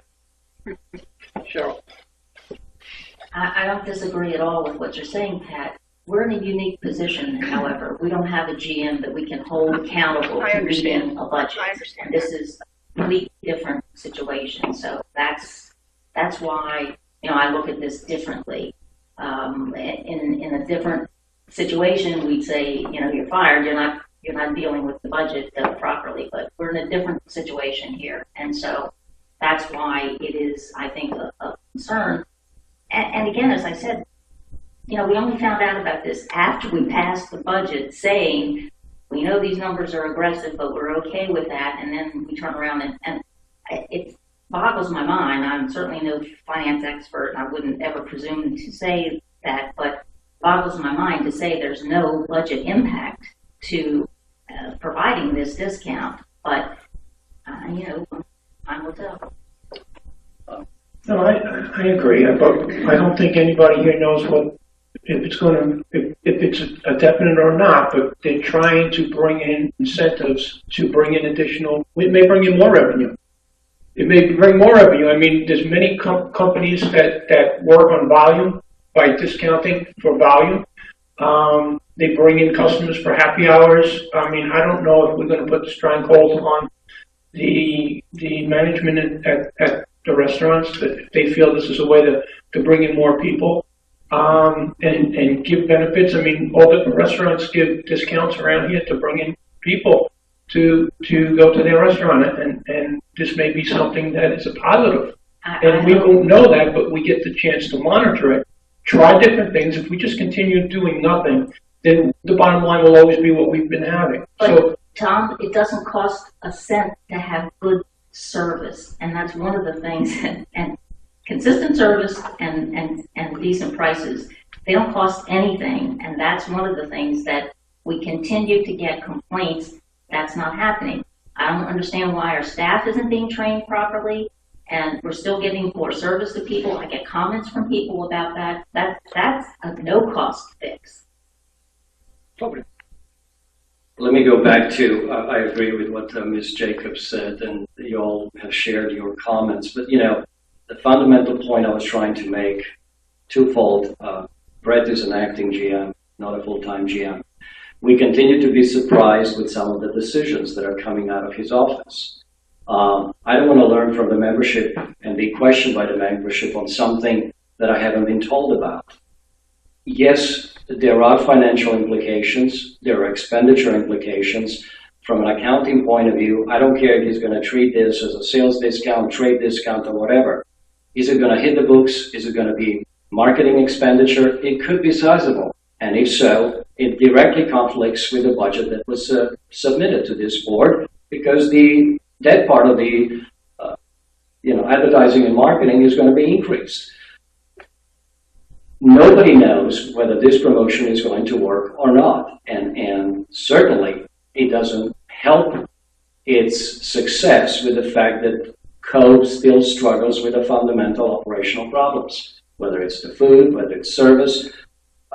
So I would like to have this kind of discussion at the board level, be aware of, because it is potential implication. 3 months from now, if this turns out to be a failed promotion, you have a lost revenue. So, like everybody says, we all hope it works, but I wish we had been told, I wish we had been assured that this was well thought out and that there are no implications, and that if it's going to be monitored and if it's not producing desirable results, it will be altered or stopped. Correct. Well, I have 3 comments on there. First of all, you were assured that there would be no financial impact. Second, regarding to where this fell in the budget was done off of prior year's financials, and prior year's financials had happy hour accounted for. And when we looked at operations, happy hour accounted for the majority of our revenue, but was at 100% loss because of the price we were selling our product at. And we were not in a position where, after we put the cost of product plus labor, we had any opportunity to make money. So happy hour under our previous way was not a possibility. And the committees, both golf and clubs committee, came back and said we need to reinstate happy hour, and we turned over the operations after the first of the year. I, as a manager, could not let that happen, because when I looked at the way we've been doing this for years, we would pack happy hour and then we'd lose the people. We weren't putting ourselves in a position to make money. It didn't work. So that's how we came to here. So to say it wasn't thought out, there weren't insurances there, that's false. As far as a statement of tracking the impact, in the past, all of those discounts were not tracked at all. What showed up on your revenue at the bottom line was really a net revenue after discounts, and if there was any discount applied, it never showed up on your books or in your financial report. With the new systems we put in place on the front end of the restaurant, we have the ability, and there's the reports that are up actually in Dropbox for the board pack for next week as far as last month's sales. You can see when discounts are applied. Those discounts for March, I forget what promos were in there, but they are line itemed out. And as far as on a day-by-day basis, we are tracking what discounts flow in. And I can tell you right now, Thursday nights are the only night where the discount might be viewed as problematic in your opinion, but I would still disagree there because of where happy hour fell, and I don't have an accurate means of comparison. But as far as people taking the discounts on Thursday nights, with that being trivia, that is a locals night in our restaurant, and we are greater than 75% of the patrons taking that discount. When it comes through the rest of the weekend, we're seeing an average of about 50% taking the discount. So the impact on our overall financials is not even at a full 20% across the board on revenue. We're about half. And Thursday night's our worst night of the week because all we really make money on is trivia. We have a huge influx of people. We'll get 100 to 120 people come in for trivia. When trivia ends, the bulk leave, and we'll hold about 20 to 30 at the bar for the night. And it's just, the base is not there for revenue. When we get the bigger acts in on Friday and Saturday, the place is packed. And, that was the case this weekend as it is on most weekends. So we do have a means to track it, and it's being tracked on a daily basis at this point. The last comment is to the statements of we suffer from the same continuous problems. I would challenge that, and if there's issues in operations, they need to be brought back into operations for us to correct them. But the feedback that we're using now is third party off of our credit card provider, and we're seeing greater than 90% positive feedback come in. And the negative feedback that's coming in has been related to issues where we can pinpoint and correct on any given evening. So to say that we're plagued with continuous problems is absolutely false. And as directors, we need to be I mean, coming to the restaurant, I mean, and I see who's coming in and who's not coming in. It's, I mean, I'm there enough and I'm staying actively involved in it. You know, I mean, Dave made the comment that he was there and is, you know, sharing his experience, and that's what the directors need to be putting forth, because at the end of the day, we have a fiduciary responsibility, and we need to be publicly promoting what's to the financial benefit of the community. And if there are issues, bringing the issues for operations to address, but not making public statements that it's plagued with issues when those statements are false. Can I question? You mentioned third party providing feedback. Well, I mean, I lost that sentence. I didn't hear what. So when you swipe your credit card through our system there now, we're able to, the credit card provider, and it's for most credit cards, if they have an email associated with the account, we'll send out a survey to rate the experience, and we get those results back through the credit card authorizer. It happens to me all the time. Yeah. How did you like your dinner at Gertrude's or wherever, you know? Yeah. Without permission. Yeah, I don't give anybody, you know. That would be within your, if you provide the email to the credit card, through your credit card, it's third party to us. We're out of it. We just get the results. You can unsubscribe. I mean, you can. But that's not through Ocean Funds. You know, what percentage of, I mean, I'm just curious about the volume. We get 2 to 3 comments per day of operation. Are the other comment cards still in place? They are there, but they're not well used. We do get more out of credit card. It's a side issue, but something that we discussed it. Well, I said we discussed it. It's just the AIDS.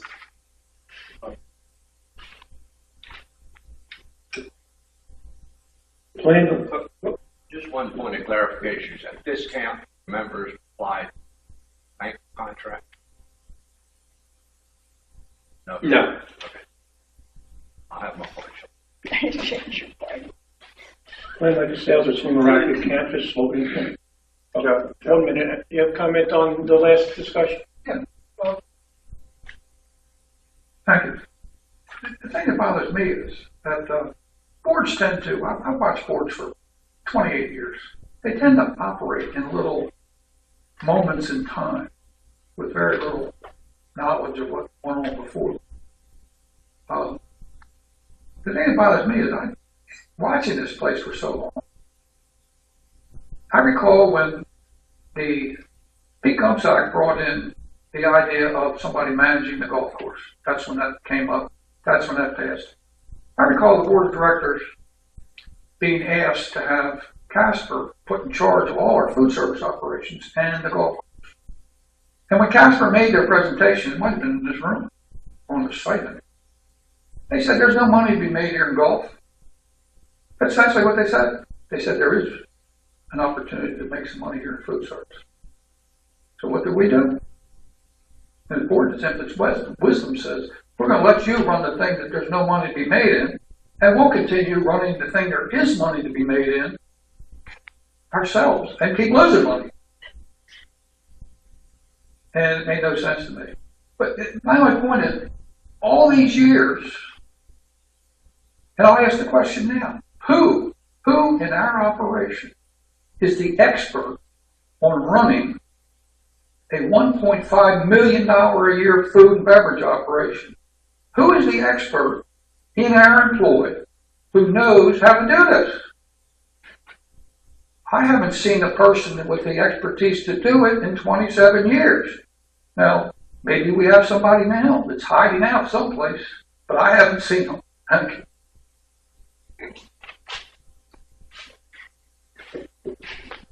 Plan like the sales at Swimmer Rocket campus, Logan County. Thank you. I guess this is another thing that we learned at one of the previous meetings and through public comments. The reason I put this topic on the agenda is basically very simple. before something like this occurs, I would like to see aquatics committee involved and have the opportunity to provide the board and the staff with their opinion whether, you know, liquor sales at swim and racket location makes sense. Right now, we learned that this is something that was undertaken by the acting GM to reinstate the liquor license. I believe that's what the Director Stevens says, that one was available in the past. We had different ones, but this one was put on ice, and now we are asking to be reinstated or something along those lines in your email. But the bottom line is, I would like to see whether, you know, a liquor sale at this location even makes sense. And as it stands right now, we don't have that information, and I don't think it's right. If I can ask a question, what does make sense mean? I mean, after what information specifically do you need to know to say whether or not it makes sense? Well, I believe public comment was made at a special meeting when the family fun night, Brett suggested be moved over to this location, and that's why he asked for liquor license for beer and wine. The public comments were made that the liquor sale should not take place there, and I didn't know that was the opinion. I don't frequent this location. I don't know whether it's appropriate to have a sale there or not. But if a public comment was made from somebody that's familiar with the location and they don't believe that a liquor sale should happen there, we should look into that. And I believe that aquatics committee, clubs committee, should be involved and provide the board and the staff with their opinion on this. That's basically it. Here's the thing. We continue to ignore, in some cases, on issues like this, committees, when actually they are the first ones that should be go-to for the advice and the recommendations. And this is just another example where I believe Aquatics and Clubs Committee have a lot to say whether we should be selling liquor at the sports and racket pool complex. Well, they might advise, although one person saying that they don't think liquor shouldn't be sold there. First of all, it's beer and wine. It's specific. It isn't even the slightest bit of compelling reason for me to question it. If Clubs Committee, or have we had, they certainly have known about this. Have we had any pushback on that? Not that I know. Not clubs. Didn't talk about it. Not, as far as I know, not at clubs. So, this is a good example of some of the things that we're struggling with right now, and it is that form of communication. I think one of the issues, it would be nice to know these things ahead of time. I think the other part of the communication aspect of it is we do need to involve the committees, get their opinions. I mean, they're there for a reason. It's an advisory committee. Bounce the idea off of it to say, does this really make any sense? Or is it, something that you could probably support going forward? That being said, that's behind the scenes. The idea of the issue itself, does it cost us anything to bring this issue forward? Meaning, what's the cost to get the program started? All right. Obviously, reapplying for the permit, should be a big deal. It's probably a nominal cost to do so. Providing the level of inventory, there is probably, we could do that with our existing food and beverage offers. So I don't think there's a big barrier to entry there, with regard to providing beer and wine at Swim Racket Club. And I would probably put it in the same category as the discount. Try it, see if it yields the benefit, make sure that we are, from a staffing perspective, that we have the right kind of people there. Certainly don't put ourselves in a position where a 16-year-old lifeguard is serving beer and wine to some of the patrons. So let's make sure we have the control mechanisms around it. But it's another one of those things. Let it gestate for a 3-month period. How did we do? Did we get the benefit, or was it a loss? So I'm basically, fundamentally okay with it. But I think just, going forward, is just these these are the kind of ideas we just need to make sure we know of ahead of time so we can have this kind of conversation and really make sure we got everything in place before we move forward with it. I'm in favor of it. I see no problem, but again, it's one of those things where we have to make sure we keep an eye on things, not from a functional and permission perspective, but more from a general high-level oversight perspective to say, hey, we're doing these kinds of things. Are they yielding the benefit and results that we expect? And I think that's part of our responsibility as a board. So I'm in favor of it. Let's move forward with it, but let's also raise our hands and take responsibility that we're going to keep an eye on this and make sure that doesn't get lost in the sauce. Sure. I think what Doug touched on there in terms of communication is more at the heart of this than anything else from my perspective, and that is this one man's opinion about what's right to do over there, or is it something that you need more feedback from to know what is the community's pulse about these kinds of things? And that's where the opinions and input from our advisory committees play a big part. And so that we're not making decisions, and this is a pretty big decision to enter into with alcohol at that facility. It's not something that I have any history that we've done. So it is a matter of, communicating that so that there is additional input into whether or not those are good things to do where you have something that's a major change. So I just agree with what you're saying, Doug. It is really a matter of communicating and getting some more input, so it's not perceived as one man's opinion about it. This is something that we ought to.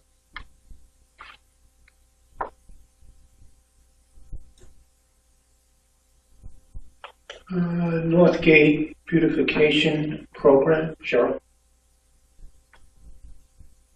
I'll fall on my sword and say that I don't regularly go in and out of the North Gate, so I'm not terribly.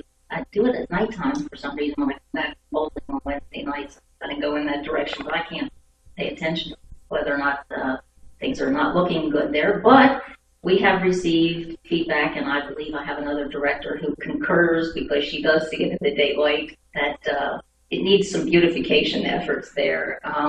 Apparently, we've got some weeds and flowers need to be replenished, and I don't know what all else, but I just want to bring that up because it apparently is not giving us the appearance that we would want to have at one of our major entrances if we are going to live up to our mission statement.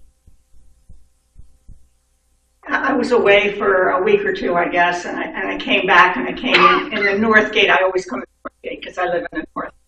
And I mean, on a good day, I want a couple sticks of dynamite for that North Gate. And this was a bad day, so I kind of upped the ante, and I thought TNT or whatever some other things are that you could use.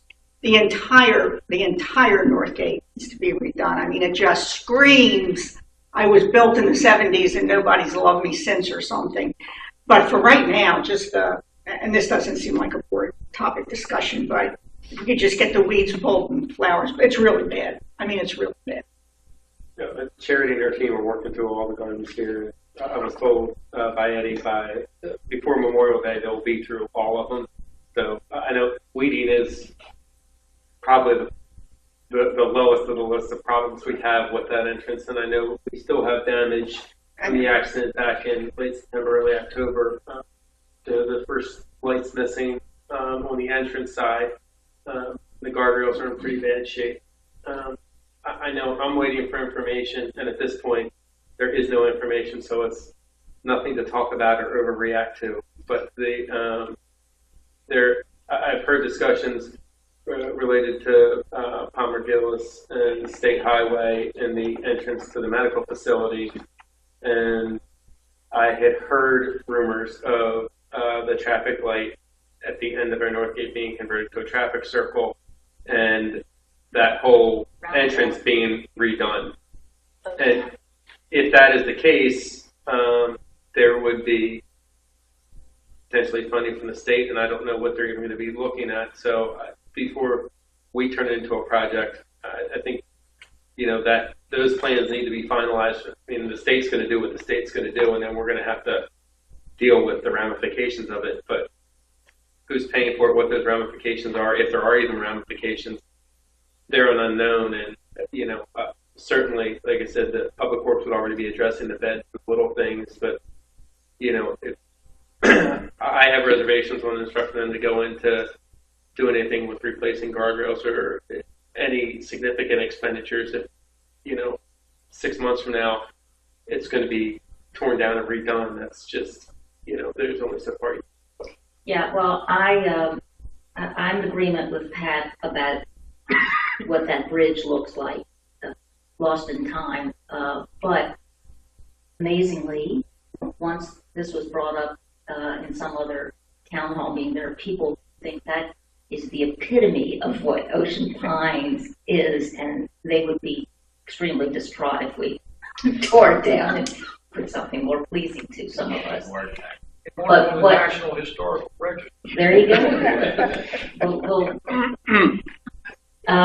But what I was asking really just was some beautification, plants, weeding, whatever at this point in time. So if we could maybe make that priority in terms of where they're doing that work, since it is one of the main entrances, put that one ahead of some As others. opposed to Pat's Kimmel chum.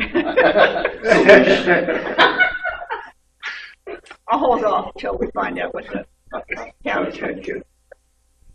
You have a comment? Yeah, just a comment on the discussion, because I think the North Gate entrance as a whole, I've heard a lot of different comments from different sources, including realtors, and as the saying goes, you only get one chance to make a first impression, and newcomers, when they enter that North Gate, I wonder what their first impression is. From a historical perspective, the bridge is not the Tower Bridge of London or anything along those lines, so not even a bridge over the River Kwai. But, with what Brett just said that about the rumor, possibility of that whole traffic pattern and intersection perhaps changing, this is really a good timing maybe for us as an association to form some kind of a beautification group to look at not just North Gate entrance, but maybe some other areas of the association that could benefit from a facelift. The bridge itself served the purpose in 70s with that gate room, because you had to really control the entrance and access points. But right now, you almost really have no need for that bridge. In fact, it's a bottleneck from a traffic. You can literally change that whole entrance layout, and maybe a group can really start looking at that in a proactive way. Maybe come up with some designs that can be recommended to the association. And furthermore, if in fact the state highway administration comes to us with the proposal to redo that whole traffic pattern, we will have something ready to recommend to them and share with them in terms of what our needs or wishes would be. Right, just curious. I know it's rumor and conjecture right now, but did you get any sense of timing? Are we talking 3 months, 12 months, 3 years before this discussion about potentially changing that intersection actually comes to fruition? I believe it was shorter term, but I heard it through the We're not holding it to. Just I heard it through the left turn being added into the medical complex, and I know that whoever the engineer our local engineer for State Highway retired at the end of the year, and so it was supposed to be two pieces together, with the left turn being added in, and then the traffic circle being added for essentially a left turn out via a right turn and then a loop through the circle to get back to 90. But since the first of the year, I've heard nothing, and I don't know. I know like I said, with that left turn being added in, everything was supposed to happen quickly. But in the last 4 months, I've heard no discussion or anything on it, and I don't even know who the new engineer is for State Highway in this area. That person, Donnie Drew, is he gone? That's who I talked to Donnie Drewer about all of this when Palmer Gillis business with that came up, and he told me probably 9 months ago that was their intention to do a roundabout there. No time frame though associated with it, but it's Donnie Drewer with the state that would be in a position to tell us if they're getting any closer to making that happen. So I believe that would have been Donnie that retired. Oh, I don't know. And I was talking to Palmer directly about it, and Palmer told me that he was putting a left turn in and that it was coming, and everything seemed to follow the sequence to his conversations. But like I said, it's been stagnant since the first of the year, and the left turn was put in.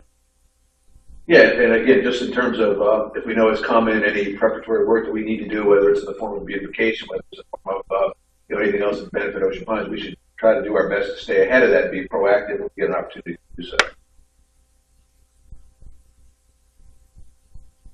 Financial report, Pat Supic. I usually give the financial report for the first time at the board meeting, but one of my goals is to have a one-page kind of dashboard of key financial metrics for the board to review monthly. And I've met with Mary a couple of times and Jean, Budget and Finance Committee, to start talking about what's reasonable to present that really gives the board the information it needs, dashboard style. I mean, you have the opportunity to get your little packet every month, but that's something we're also looking at because I do think there can be huge improvements to that. And Mary does too, to provide information. Now, that's not going to be immediate because our systems are very, very difficult to deal with, to say the least. We don't even have, for management purposes, we don't even have any information available, is my understanding, until we pull it all together three weeks after the month ends. How can you make management decisions without some real-time, kind of information? But that's a separate issue that the technology working group has been on, and I think that they've actually interviewed three software providers already. So that will be something that's going to be coming up, conversion in that area. Not that we've gotten bad financial information in the past. I don't want to in any way intimate that as I go through our financial processes. We were audited every year. We had an unqualified opinion. So on an annual basis, the information presented was always accurate, within a reasonable degree, but always accurate. The information on a monthly basis is difficult to digest in this form for the board, I believe. Now, backup would always be available to the board should they desire. So this is kind of a work in progress, kind of the way Cheryl's MO6 is. And I welcome any and all recommendations as we look at this, trying to simplify and get the most bang for the buck on this page. For operating results, this is the results of just the net operating from these areas, assessments and other. And this net operating, I mean the bottom line. This is the bottom line for each one of these areas. Revenue and expense is not in this portion of the sheet. Assessments and other, $3,883 is the bottom line, and that is because lower down, you see it sounds like a lot of money. Why would we have that as a bottom line? From assessments, lower down, transfer to reserves, $3,712 in parentheses. That goes against the assessments. That's the money we transfer to reserves from the assessment. So we really don't have an operating bottom line of $3,883 or a total bottom line. Amenities, the bottom line from all amenities, $361, meaning our total bottom line at March 31 is $42.44. From that $42.44, we have put $37.12 in reserves and transfers for new capital of $234. These are all in thousands. So the bottom line right now is $298 at this point in time. Budgeted that is against a budgeted number of about 600, and that's in your report here. So while it looks like we have a positive bottom line, we are still 300-ish worse than budget. And that's another issue to be discussed, because the way we operate, we budget a zero bottom line every year. That's what we do. We say assessments in, operations, capital reserve, zero at the bottom. So if we don't make our budget, by whatever the dollars are, we don't make our budget, we don't have reserves to go, not funding reserves for assets, but retained earnings. We don't have retained earnings from prior years in general, usually to go against, unless last year we beat budget by 300. So when this fiscal year ends, one of the decisions that the board would have to make, in my mind, well, a decision has to be made. You either fund that out of the reserves that are there. You can put that recovery in next year's assessment, which I think we did that for the last couple of years prior. We were recovering. There was, I forget what it was called, operating recovery. 5 or 6 years. Yeah, operating reserve recovery or something like that in the assessment to make up for $700,000 that over several years we had not made budget. So we can take it out of reserves, fund it next year, or it just sits on the balance sheet, which it has done here historically for several years until somebody goes, oh my gosh, that number's getting big. Now, in a world that didn't have the reserves, we wouldn't be able to carry that on our balance sheet because we'd have negative $700,000 in our checking account.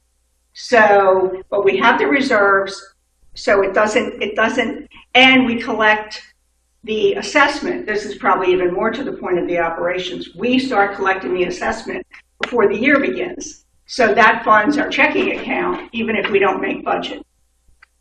So we don't have the cash, theoretically, to cover this loss. So as I mentioned, we either take it from reserves,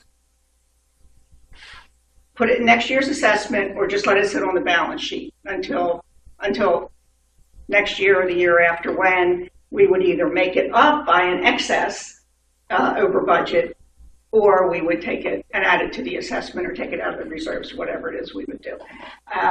We won't know that number until the audit. We won't know that number for a number of months. The audit's probably not going to be significantly different than where it is, but anyway, that I just wanted an awareness of that, and going every year, that's the same occurrence every year. Whatever we don't make budget by, we have to figure out what we're going to do about that. And if we have an excess, then we can let that sit on the balance sheet and absorb a future year. The variances in the operating budget, the revenue variance is under by 225. The drivers of that are the amenities under budget by 322 in revenue. This is gross revenue. Parks and Rec under budget by 23, and assessments, grants, and other over budget by 119. And one of that is, I think we got an additional assessment from Coastal Hospice, and then there are some grants that we didn't expect. On the expense side, the expense is 32 off budget, under budget. Over budget. Wages and utilities under budget by 93. Bad debt and promotions over budget by 120. Making the total variance 257 negative, the negative. I put FTEs on here as a key metric. We are a service organization. I think we've talked about this before. We spend all our money, or we spend the lion's share of our money on salaries and bennies. So any fluctuation there is going to probably go directly to the bottom line. And so FTEs are a good measure. That's one measure of knowing where you are. Overtime or some other metrics are key also. And Mary and I are looking at some things there that might be, critical to have available. The actual FTEs, 132 against budgeted FTEs of 154. So we're under budget in FTEs. And we're Mary's working on. Again, the information that we get is difficult to put together. I have confidence in these numbers based on what Mary said, but I'm sure going forward we'll be able to speak to that, why we're under budget by that many FTEs, but not that many dollars. So there's something there that bears explanation. For reserves and capital, for the reserves, the balance at the beginning of the year, 5,704. Additions during the year, 3,711.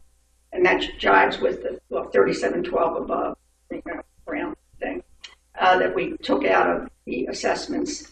And expenditures and transfers out, 3,179, meaning the balance at March 31, 6,236 in our reserves.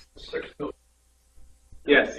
Yeah, I was going to say, Pat, you said 5,000, but it's really 5,700,000. We know that. Oh, it's yes. But people out there. Sorry. This is in thousands. The statement is in thousands. So 5,704,000 and 6,236,000. This will be the same thing presented Saturday, so I guess it'll be out somewhere available, and it'll be up on a screen too. For capital, and this is something new that we haven't looked at before on the board's presentation. And going forward, maybe can tighten this up a bit. It's an area we've talked about a lot. It's near and dear to Jean's heart, that's for sure. For new capital, actual spend to date is 172, which is 172,000, against a budgeted 101,000. And the budget numbers come from this monthly report, and Mary is working through and looking to see what the budget number on this particular part of the report, the capital page, what that really stands for. And I think it's budget year to date. I don't think it's the full year's budget. That's why it looks kind of a lot lower than what actually the budget was. So the new capital 172,000 to 101,000 budget, replacement capital 2,697,000 to 1,878,000 budgeted, roads 45 to 43 budgeted, meaning the total actual spend to date is 2,914,000 against this budget number, which is from the monthly report of 2,022,000. But that's a year-to-date budget number. We're not over our capital budget for the year, and I'm not sure what year-to-date budget means. Our budgeted number for the year is in the $3 million range when I looked at this current year's budget. Again, we're gonna work to tighten this up so that the reporting is clearer. Significant variances from budget, issues that circumstances that were over what was designated, and above a certain dollar amount. The aquatics parking lot was 40,000. I don't know if that was even budgeted. Might have been an unbudgeted item. Pool renovation 39,000 over. Yeah, I wasn't familiar with the term aquatics parking. That was. It's what it says on the GL. That was the paving on Mumford's, as well as the expansion over at Sports Court. The bulk of that is the Mumford's though, and that was before I was on the board. And I think it was supposed to have been done last spring, but the contractor got delayed because of the rain last May, and it went into them wanting to do a 4th of July weekend. So it got pushed, and it got done in like November or something. It was a project that dragged on for like 6 months. And I have somewhere in the stack of papers whether it was a budgeted item, but I can't. Pool renovation, 39,000 over. Playground, 76,000 over. Restrooms, 135,000 over. I think that was because of where it ended the year, because these are year-to-date numbers. And that restroom is the White Horse Park. Yes. And because that's the 135 was the total project budget. Yeah, I think it hit that, but it wasn't in this year. I think that's a timing issue.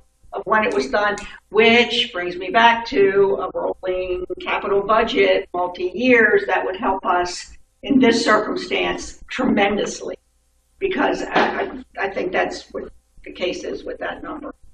The golf carts, we all approved that, 320,000 over budget, and the country club, 86,000 over budget. And that's not right either, because of the public works transfers that have yet to be applied. That's what I thought, maybe the capital. That's lacking, because, I mean, we're pushing 200 into that building, and to say it's only 86, we have spent a lot more than that. But something was budgeted. Oh, and no, nothing was budgeted in the country club. I think we had like 50,000 in there. Yeah. It was. Yeah, that's what low. was, yeah, 80. And the board approved that we upped it like across the. There's 80 in there. It was almost 400,000. The board approved in between, because we have 90 something in the roof, and another 100 in air conditioning, plus 200 in the first floor renovations. And we're not hitting that full number, but there's significantly more than 86 that we're budgeting. Yeah, I don't know where that detail, I can, if somebody's interested and they want to email me, I do have the detail, I just don't. That. The bulkhead and waterways reserve balance, 1,832,000, and that's included in the 6,236,000. For collections, we have collected 98% in the current year's assessments to date, and the write-offs 208,000. And as I mentioned, that is part of the negative expense variance, the overage and expense variance. The receivables to date 960,000. Of that, the current year 206,000, 1 year 154,000, and 2+ years $600,000. Yes.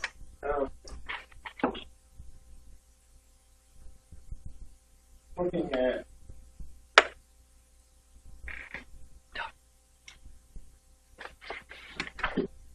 Yeah, okay.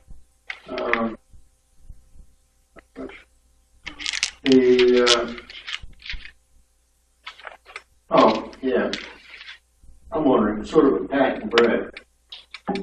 We're in middle of April and these start March 31st, year to date. Yes. How hard would it be, or how far away are we from getting a first order estimate of what the end of the year numbers are going to be for capital expenditures? I mean, you know, 3 weeks after the end of the month.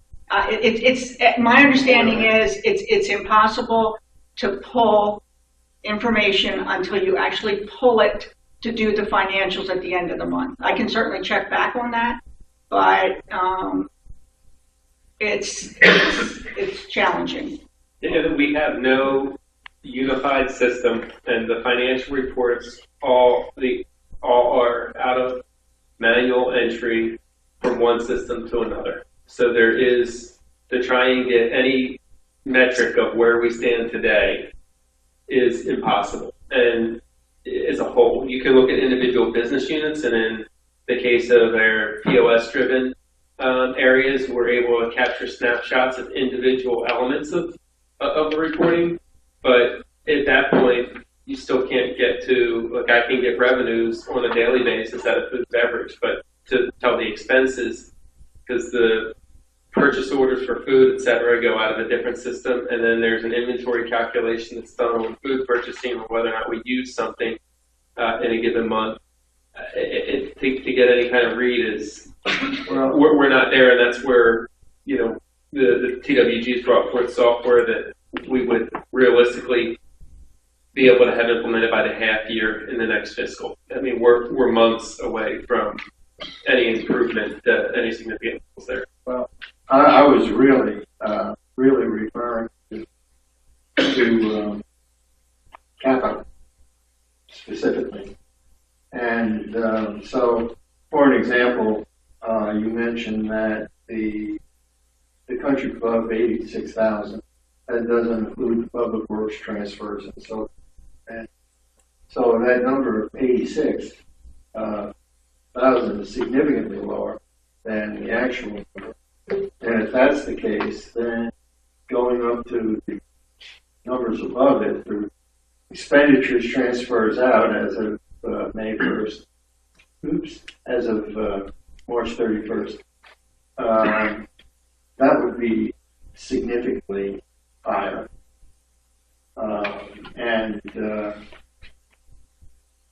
So what I'm wondering is, I mean, basically, you know where I'm coming with this from the looking at the reserves and the capital improvement plan.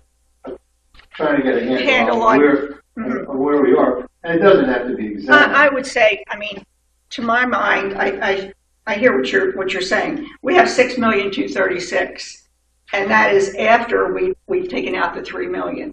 Now, I don't think that Brett could spend $1 million in capital in a month. He's good, but I don't think did you spend $1 million? Well, no, I'd say $500,000 is going to be pretty easy because you have to because look of when it's hitting. Okay. And you have to look at the accruals. And I know there's two pretty much six-figure checks, one of them being much larger than six figures, that are going to be cut probably in the first week of May that are actually on this fiscal year for work completed in this fiscal year and that are not reflected in here. We haven't paid one penny on the roof of the golf club, and that was half done. There were the contractor did part of the work, then left because of weather, and we're now just getting that finished this week. We haven't paid 1 cent on that roof. So there's $100,000 on the golf club roof and golf club renovations that's going to hit, and that's forgetting public works and all the other little stuff that's taking place on the inside. But just the roof bill's almost $100,000 there. And then the beach club renovation, we have over $200,000 outstanding to that vendor who's completing that work this week. And that is a fiscal 17 that would be work completed in fiscal 17, invoiced on 17 that's not hitting. And, you know, you're talking almost $250,000 that's going to be going out to the construction contractor there. So that's $350,000. I mean, I don't know that I did $1 million, but when you add all the little stuff in on top of those expenses, I'd say there's $600,000 easy that's coming out from here. Okay, and I know $600,000 is a huge pot of money, but I think for what Dave's purposes are, it's kind of where are our reserves, and they're going to be in the high fives or mid to high fives relative to the six. Well, so I think that's a reasonable. Yeah, that's true. But let me point out that of the 6,236,000, that only 4,404,000 is replacement. Right. And the 600,000 that you're taking would come out of that. So it would bring us down to about maybe 3.8 is a reasonable estimate of the reserve fund. Because the rest is bulkhead, right? Which, by the way, is a lot. 3 points. When you consider the amount of work that we did, and which effectively erases future expenditures in that overall reserve study. Anyway, okay. I'll add more. I might be pushing $1 million. We have the Manklin playground. That's almost $250,000 too. That's closing out this week as well. So in between the playground and beach club, we have easy $500,000. So you could spend that. I'd say 750 is probably where you're going to end up on there. Maybe 8, and then the other piece, if we're looking at our true balance there, if you do make the roughly $300,000 adjustment to cover our variance from operating, if that's the direction the board chooses to go, I mean, you could see that balance pushing as low as 3. You have a comment? Gene, go You're to the not going to next. be taking that out of reserve. It'll just show up. Well, you can. Yes, you can. Yeah, I mean. I don't think you should. Well, okay, that's a different discussion, but you can. That's a different discussion. Right, Gene? I mean, you can. The board can. Yeah. That would have to be a majority. Right. Super majority, right. But that's, I was just sitting that out, putting it out there as the option, one of the 3 options when Ocean Pines does not make its budget. And that is an option. I just don't want us to be confused between whether or not we have the cash, which we do have the cash, versus for the accounting, whether or not we have. we have the cash. Right, well, that's right. We have the cash. We always have it. We may, for accounting, we may, according to lots, say we don't have the cash. That's something. We do have the cash. We do, because we start collecting early, as I said. Right. But if, I mean, over time, and this is the way I start to think about it.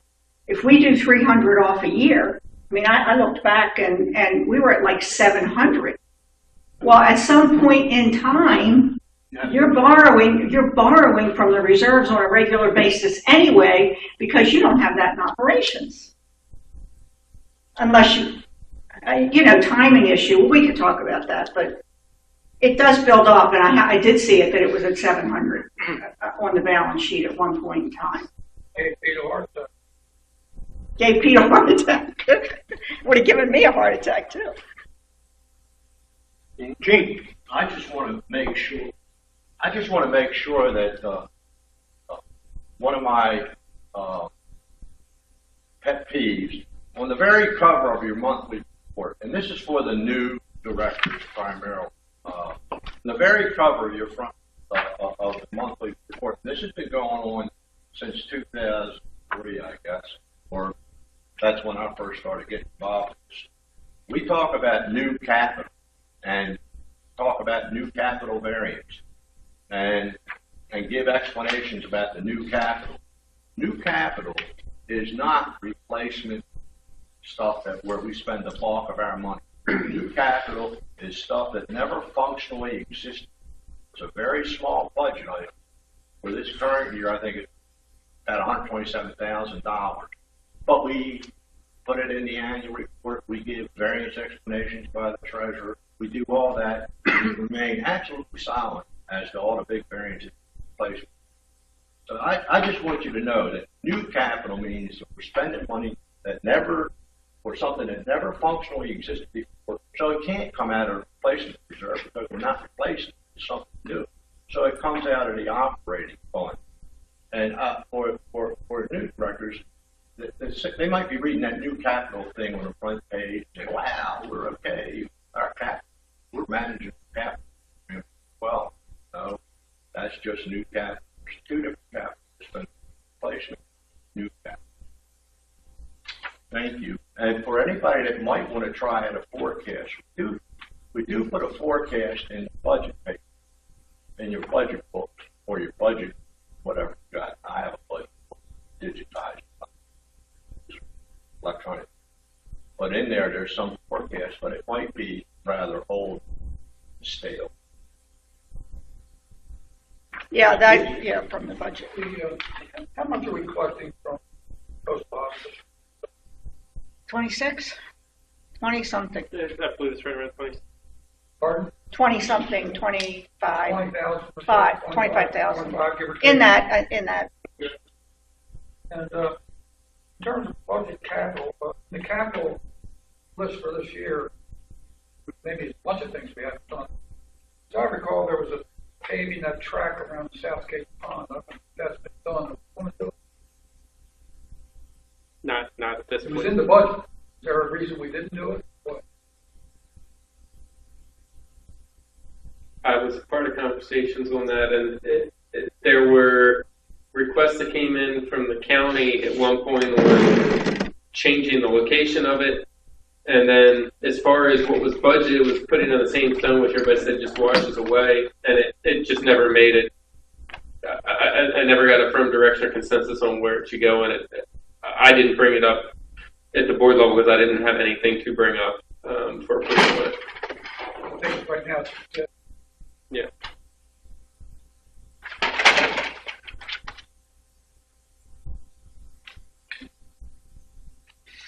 Anyone for a motion of adjournment?